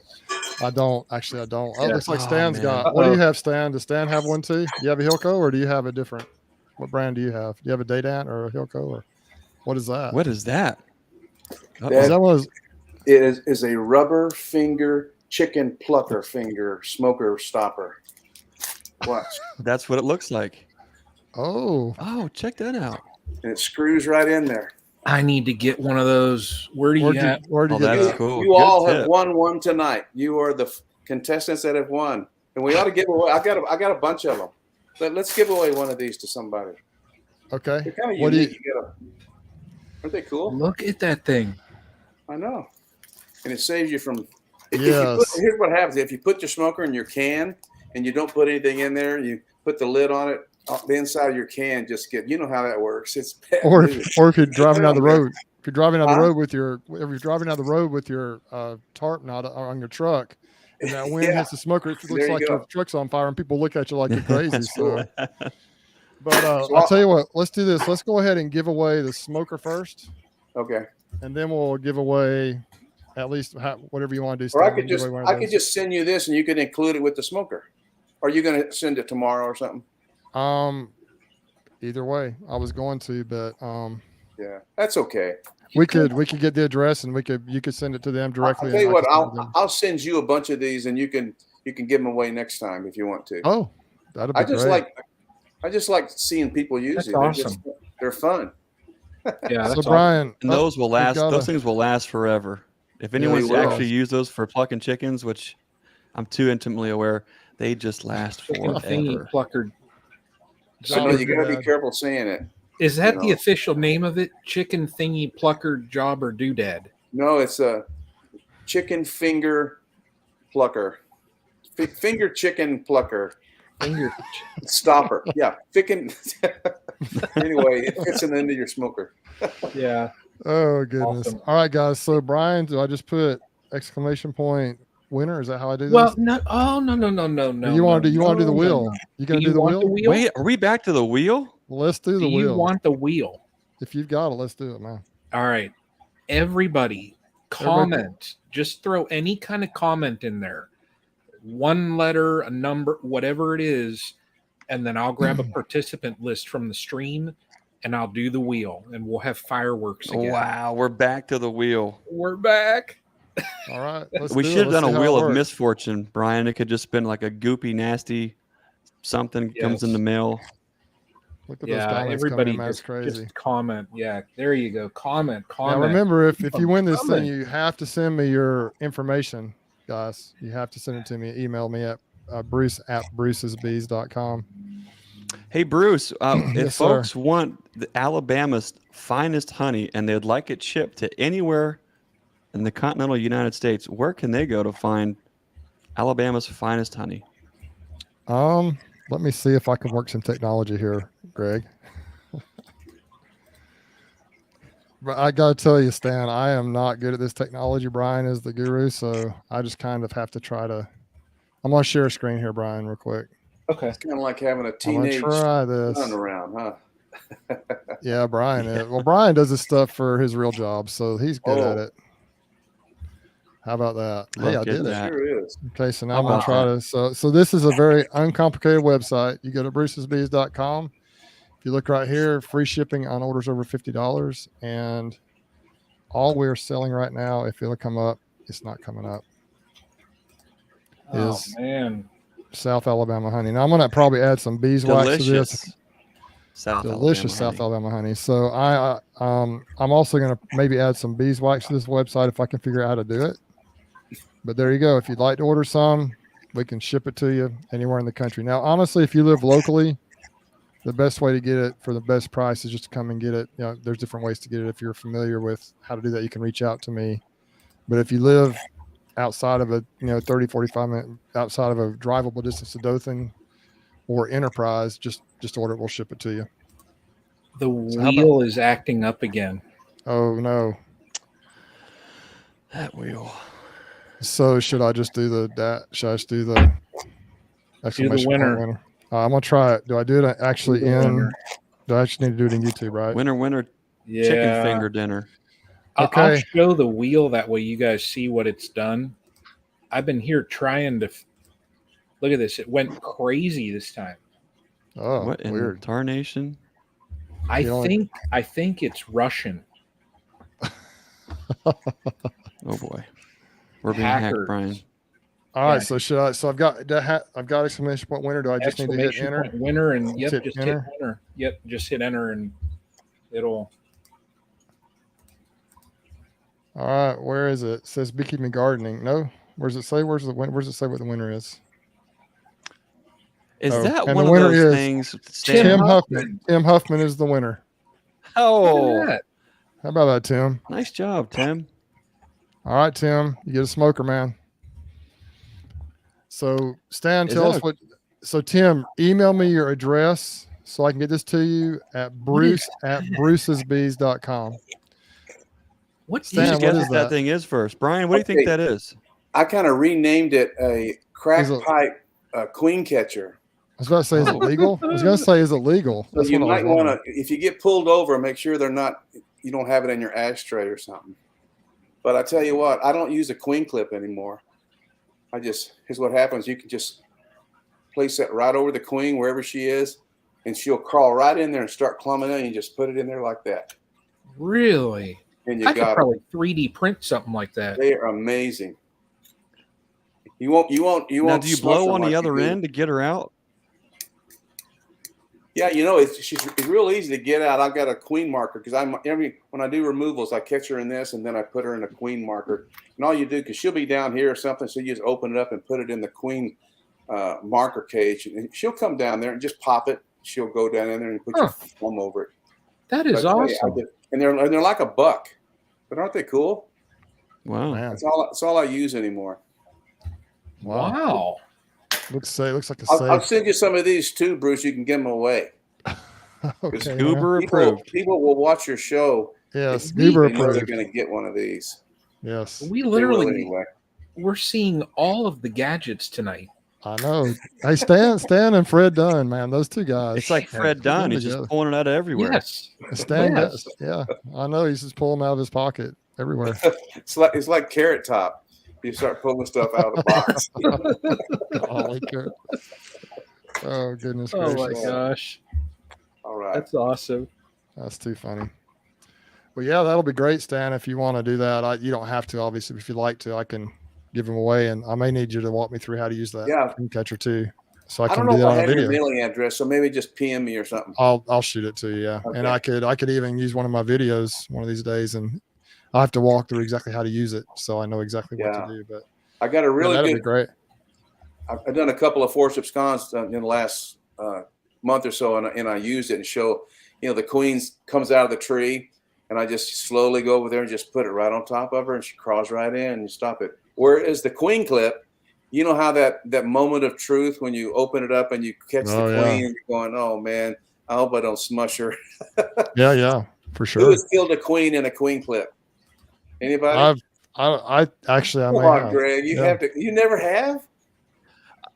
I've never used one. Oh, really? You never used one? Oh, I've you never use your used hand. one. No. He just grabs them. Yeah. See, I can't do that with mine, or my hand would be this big. You know what I mean, Bruce? Let's take the other. Yeah, I do. I know exactly what you mean. I have on video, and I have pictures grabbing some queens this year. First time I ever did it. Well, I just got to get some calmer bees. I'm just so worried I'm gonna smash that queen, and I can do it, but Bruce, I know like Greg, I can grab him, but then to actually the way that I've seen Jose do it too, where you grab the legs on one side and hold them so you can mark them and do what you need to with them. Of course, I am missing a finger, so that makes it tough with my left hand. Well, but I can do it, but I just don't know how to grab them properly. Yeah. I sent Stan a picture of the x-ray of my finger. I didn't show him the actual bloody picture, but that table saw is going to win every time. So every time I use that table saw now, I think of you. So that's I'm a good thing. That's a good thing. That's a good thing. Yeah. Awesome.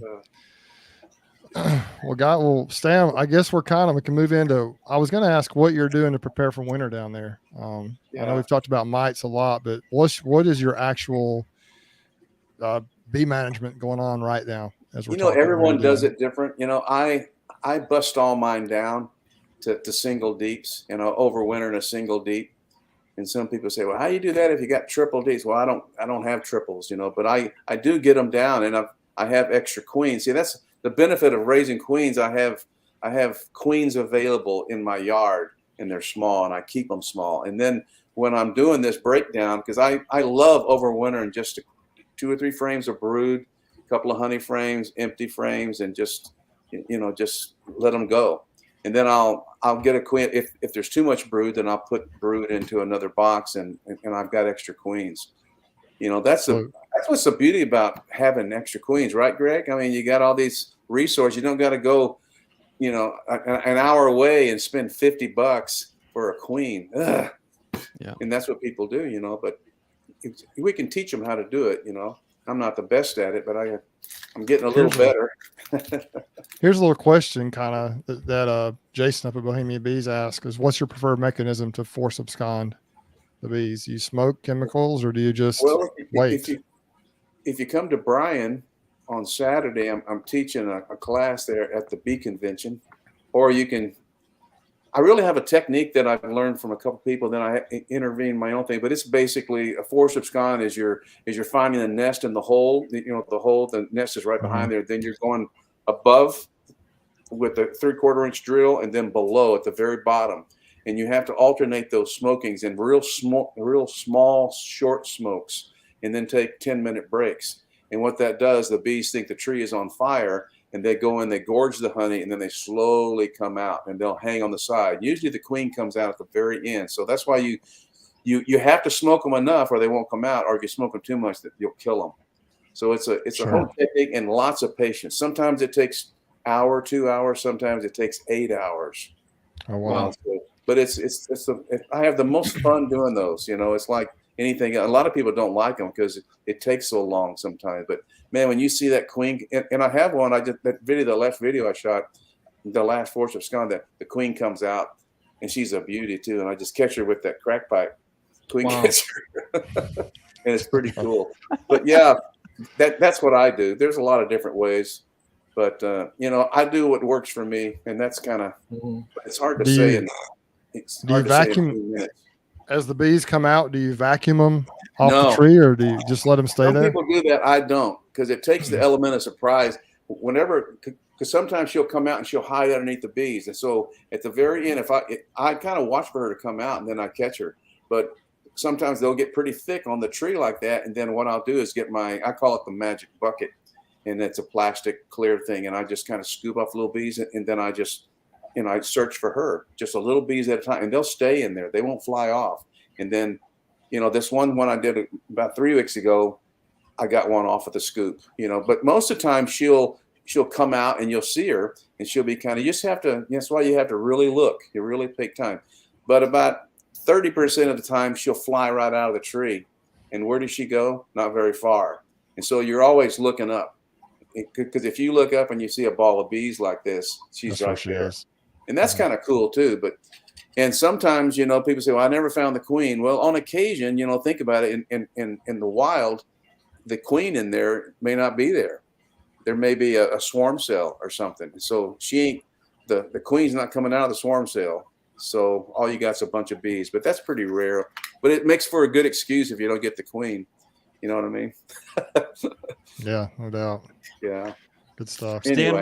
what does winter actually look like in Texas? Two-part question. Number one, what does a winter look like? And I guess if it's a lot of folks Texas is big.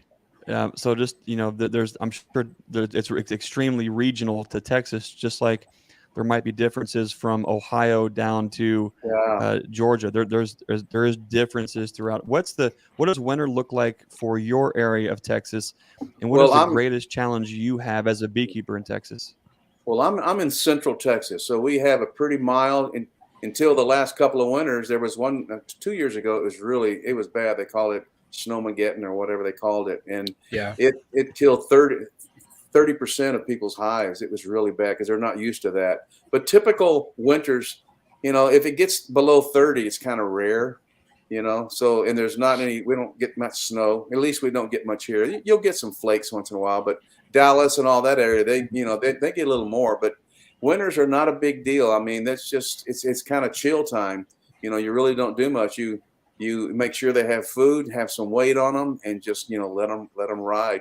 It's not we never insulate hives. You don't want to do that because, they'll maintain cluster. And with the apamaze, a friend of mine up in Dallas there, he did a study on them, and, a regular wood box, they usually cluster around 45 degrees in that area. Well, his apamaze, he took a reading 25 degrees when it got down that low. That's when they clustered. That says a lot about those hives, I think. Don't you? I mean, from what you just said, though, Stan, we could not have a group text of the four of us because it's bad enough in the middle of the winter. Oh, Bruce knows what I'm going to say. It'll be the middle of winter. We have 2 feet of snow up here in Ohio, and Bruce will literally send us a picture of flip-flops, a nice sunrise with his flag. And he's like, how you guys doing up there? And it's like, don't even rub it in. So, Bruce, that's not very friendly. It's not friendly. You know how it is. Here, now you gave me some ideas. You've got everybody's phone number now, Stan. You can join in the party. Yeah, but when it's like friendly. 105 degrees, you guys get hot too, though, don't you? I mean, you get hot days. I get over 100. Yeah. I send those up there, and you see Greg out there hoofing through the homestead in his boots and his 3 layers of coats, and snow. 75 degrees down here. Well, I lived, like I said, 10 years in Alaska and 20 years in Montana.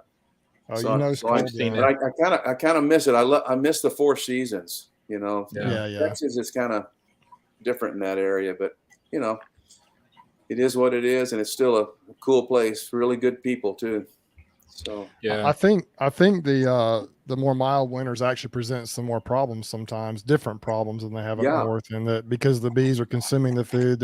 We never go more than a couple of days when they're not flying. Usually, we'll have a few cold days here or there when they don't fly, but usually within 2 or 3 days they're out flying, which is good for them to be able to, you know, have their cleansing flights and stuff. But when it comes to consumption of food, you know, if you're in the middle of the winter, it's 80 degrees outside or 75.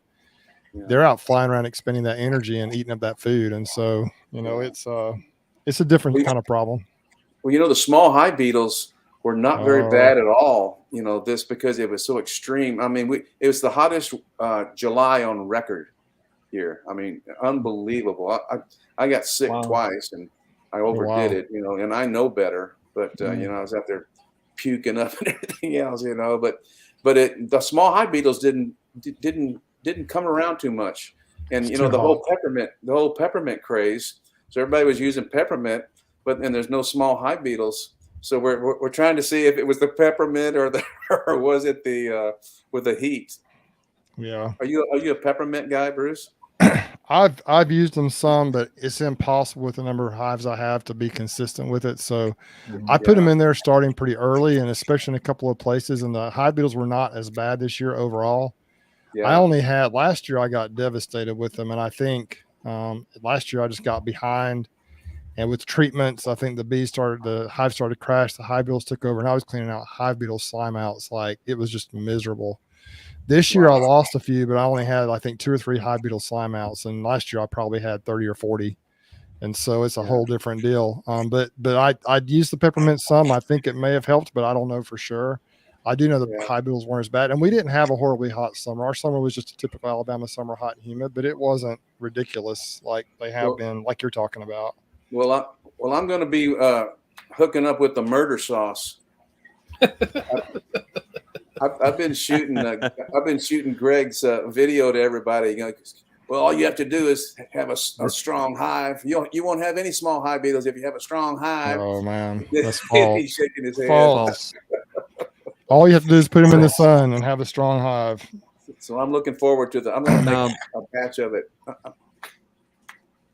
It does work out really, really well. You know, I've gotten, let's just say, a lot of feedback from a lot of, let's just say, do-gooders.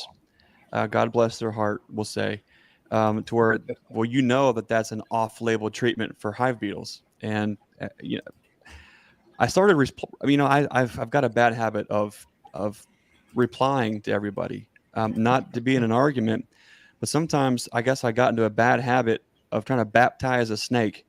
And if a snake don't want to see the light, you're drowning it, right? And it's going to fight and writhe and grab onto you, even more.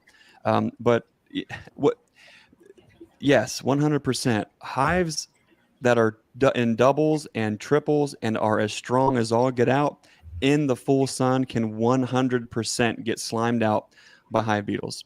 And for all the folks that are shaking their head and saying this guy is crazy, it's ridiculous, it must be poor genetics, it must be this, it must be that, I want to challenge you to just maybe close the lips and open the mind and just think about it and just entertain thoughts and entertain ideas without being so quick to unleash the tongue.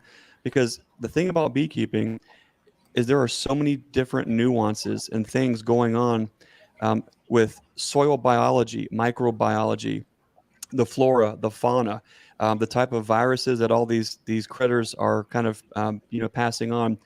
A lot of folks have been spending a lot of time worrying about, well, how do I get rid of varroa mites to reduce the transmission of viruses? Well, newsflash, we had Humberto on earlier on in the year, and what most folks don't understand is that you can have viral transmission even from hive beetles.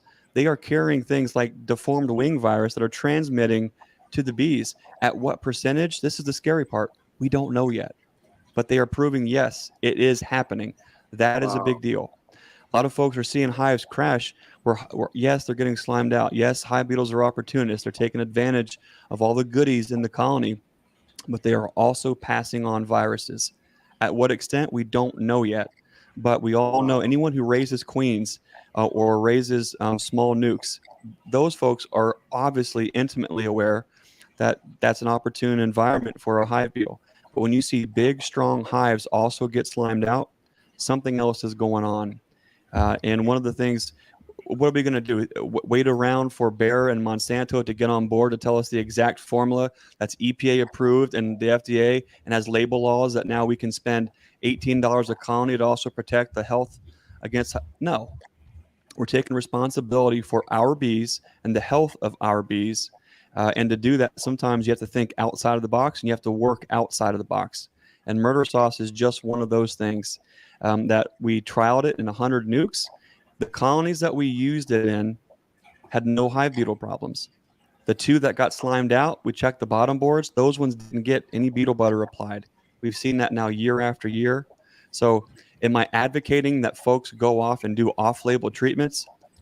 I'm advocating folks take responsibility for your hives and you make the choice. You make good decisions. You try to keep your bees alive. And let's maybe close our lips and open our mind, entertain ideas that may be outside of the box, but are working for folks. Yeah. Wow. Exciting stuff. Yeah. Hey, there was a couple of questions here, Stan, I think that may apply to you in Texas, but I did want to show you something here. I found this, Brian and Greg. On March, I think it was March 26th, Brian sent me this picture of snow at his place. So what did I do? I sent him this picture. 76 degrees and sunny. Oh my God. And then I you sent see him how picture. friendly he is? Yeah. Stan?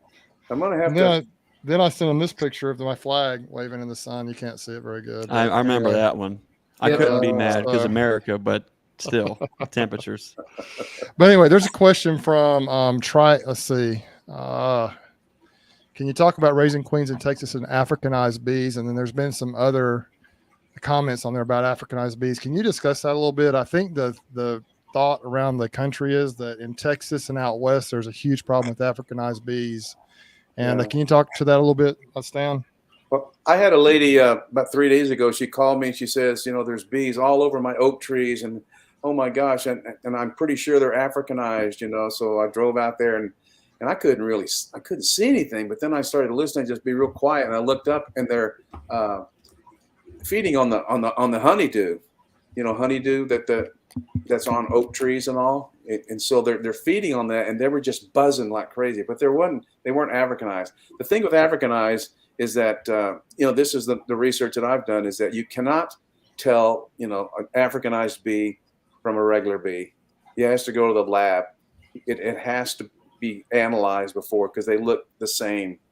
And people say, yeah, but they're mean, man. They're attacking me. There can be mean bees, very, very mean bees, without being Africanized. So they get a very bad rap on it.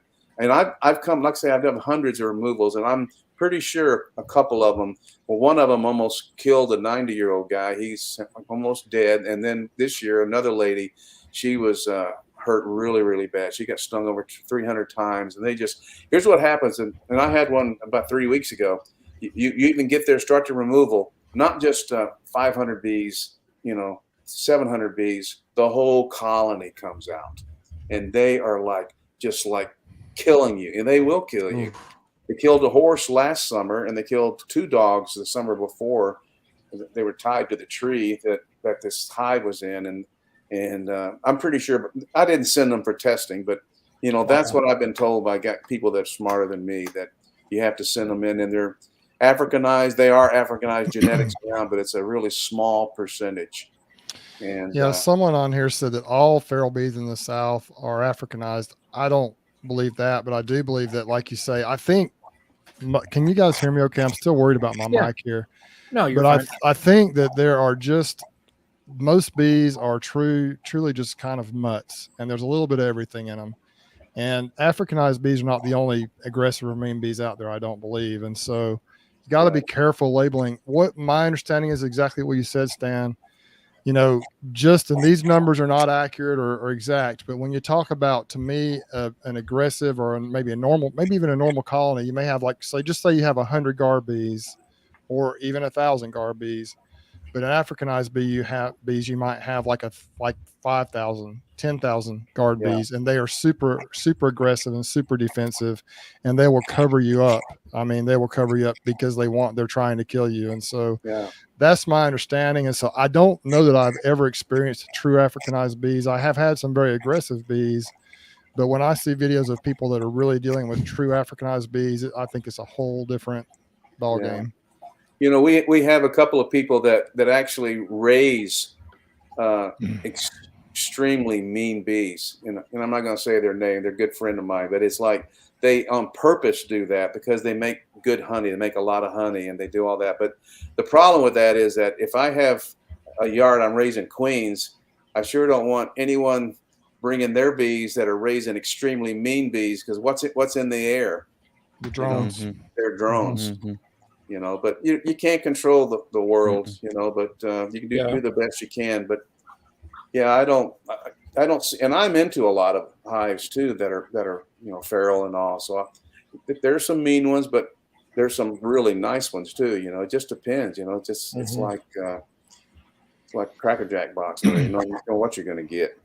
Here's another comment from the Texas Beekeeper. I think some people mistake cutting a tree down or running a tractor into a tree and then getting attacked as being attacked by Africanized bees. It's just bees doing what they do, defense, I think. And then Mimi says mean bees are very productive. And then up here she says that she's dealt with removals, I think, in Southern California. And so a lot of people have a lot more experience in this than I do. And I was in Utah back a little over a month ago, and I did a video out there with out there, and just before I got there, somebody had been, I think, out there working with some farm equipment. I don't know what it was, but there were some hives along the field or along the road where he was going, and when he turned the equipment, he bumped them. There were several hives, and they killed him. But that doesn't mean they're Africanized bees. It just means they got bumped and super defensive, and got all over the guy before he had a chance to do anything.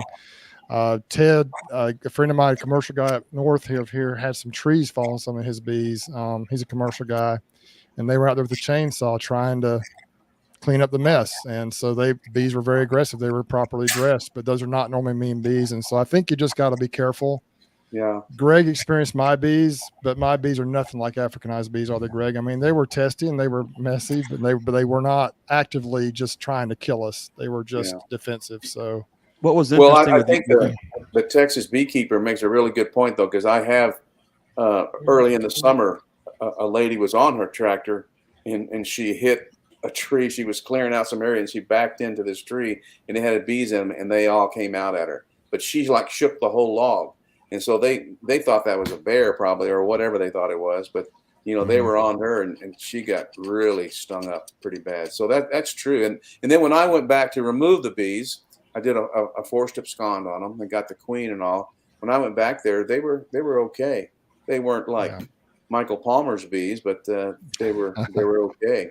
You know, they weren't all over me and all that. So case by case thing there. Well, man, can you believe it's been 2 hours?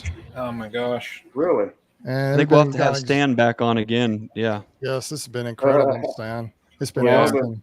It's been a lot of fun. My gosh, you guys are so much. It's neat to be around people you like to hang around and still you have to. You know what I mean? That's why I'm looking for Hive. We're all coming to Hive Life. You know that the. Are you Stan? Are you going to be there? What's that? Are you going to be at Hive Life? Yeah, we're coming. There's about 4 or 5 Hives for Heroes guys are going to be there. We got a table and all that good stuff. So I can't wait to bring. I'll bring my wife too. I want y'all to meet her. She's a neat gal. And, excellent. Hey, before we kind of start to close it out here, Stan, do you have an answer for this question? And maybe Greg, you've got is it easy to tame down an aggressive hive by putting a new queen in, or no?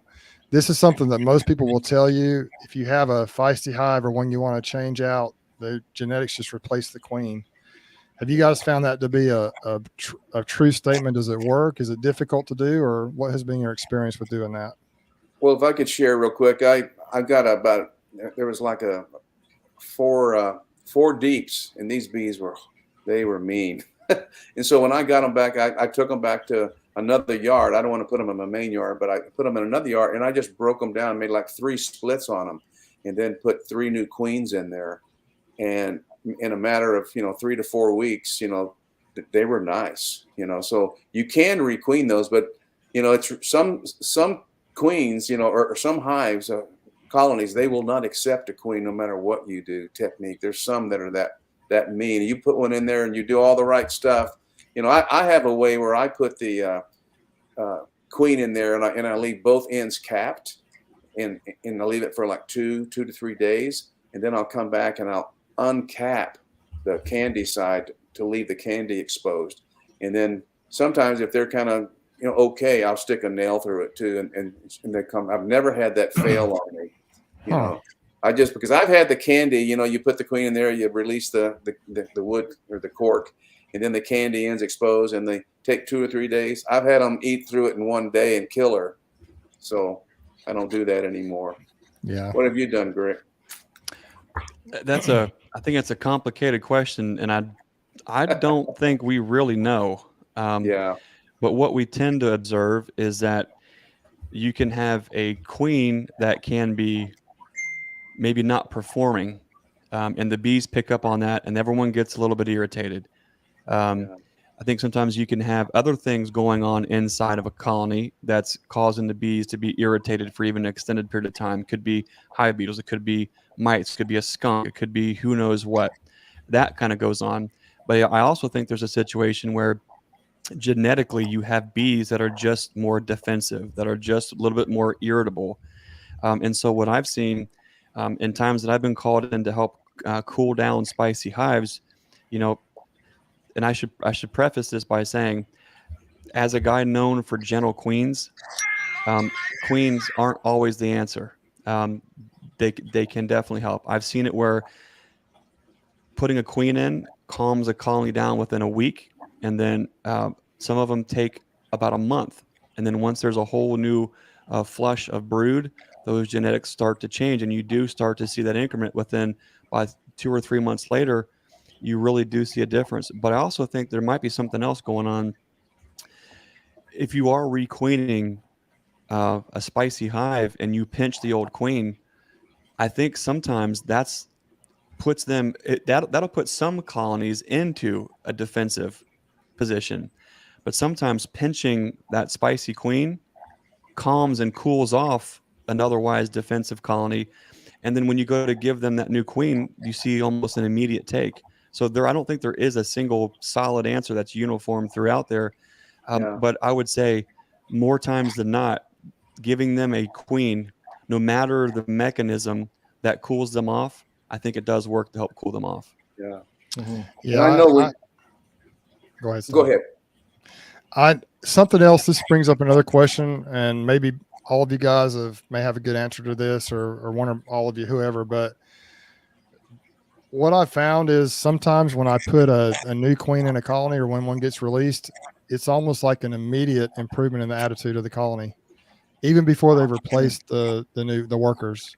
My thought used to be that it would take months for them to calm down as the new bees emerge from the new queen, but sometimes it's almost immediate.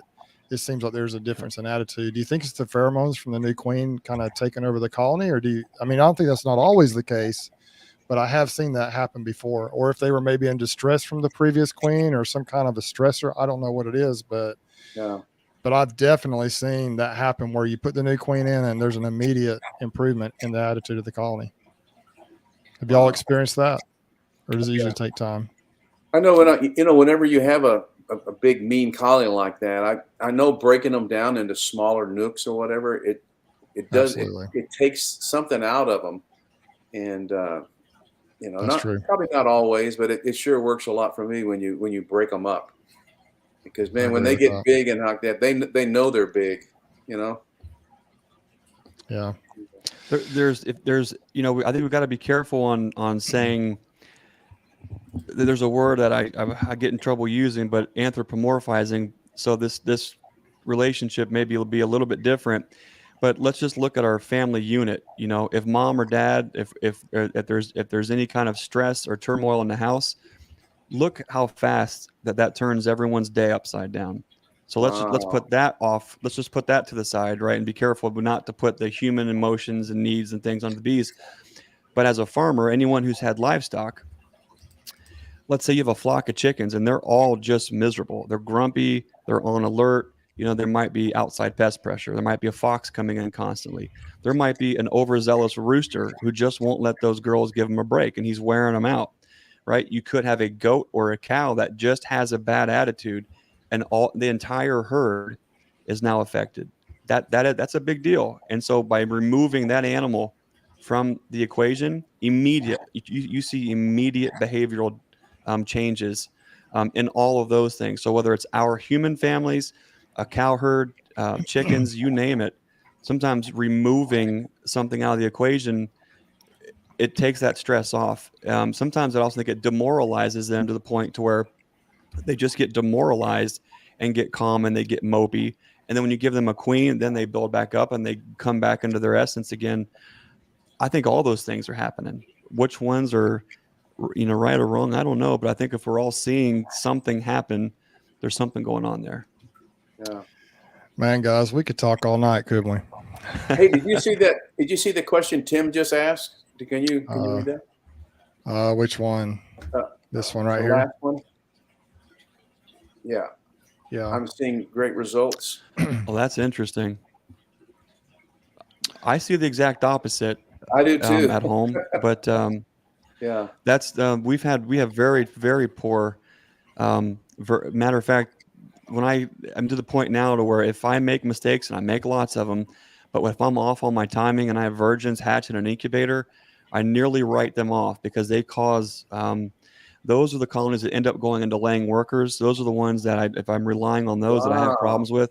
If I dip them in honey, if I smoke them, if I do a timed release, if I walk them in the front door, all the things that you hear a lot of folks say work, I have not had that experience. So for me, I try to tune in my timing and make sure that I'm dropping those cells 2 days before they hatch. And then now we're talking 90+% takes, where the virgins at best is like 30-40%. So it's interesting that Tim's having the complete opposite. I don't think either is right or wrong. It's just that is for me that's a no-win situation with virgins. When that cell, when she eats or cuts the end of that off and she emerges, they look up and they go, "Hey, that's our queen." Yeah. They see her come out of there. That's theirs. Yeah. But it works the other way too. I've done both, but I've never had that, solid experience like that. But I think the virgins are limbo land though too, because you talk about a cell that hatches, no pheromone, right? There's not much scent coming off of her yet. She comes out, they ignore her pretty much. And then as she's working through the colony, she's developing, and that happens.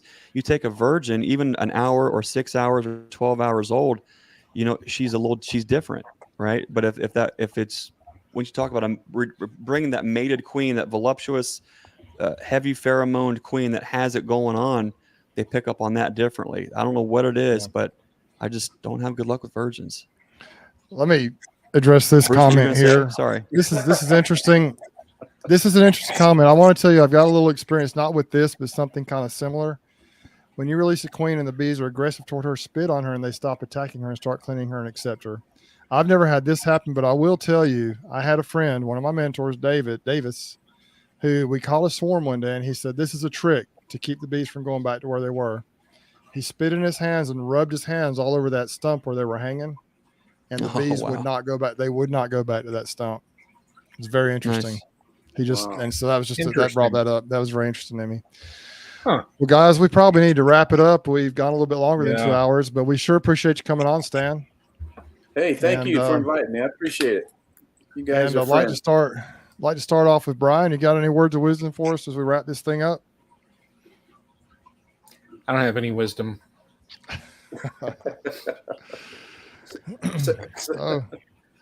Looks like Ian's Brian's full of wisdom. Ian's just checking in right here. I don't have good luck with releasing virgins either. It's straight from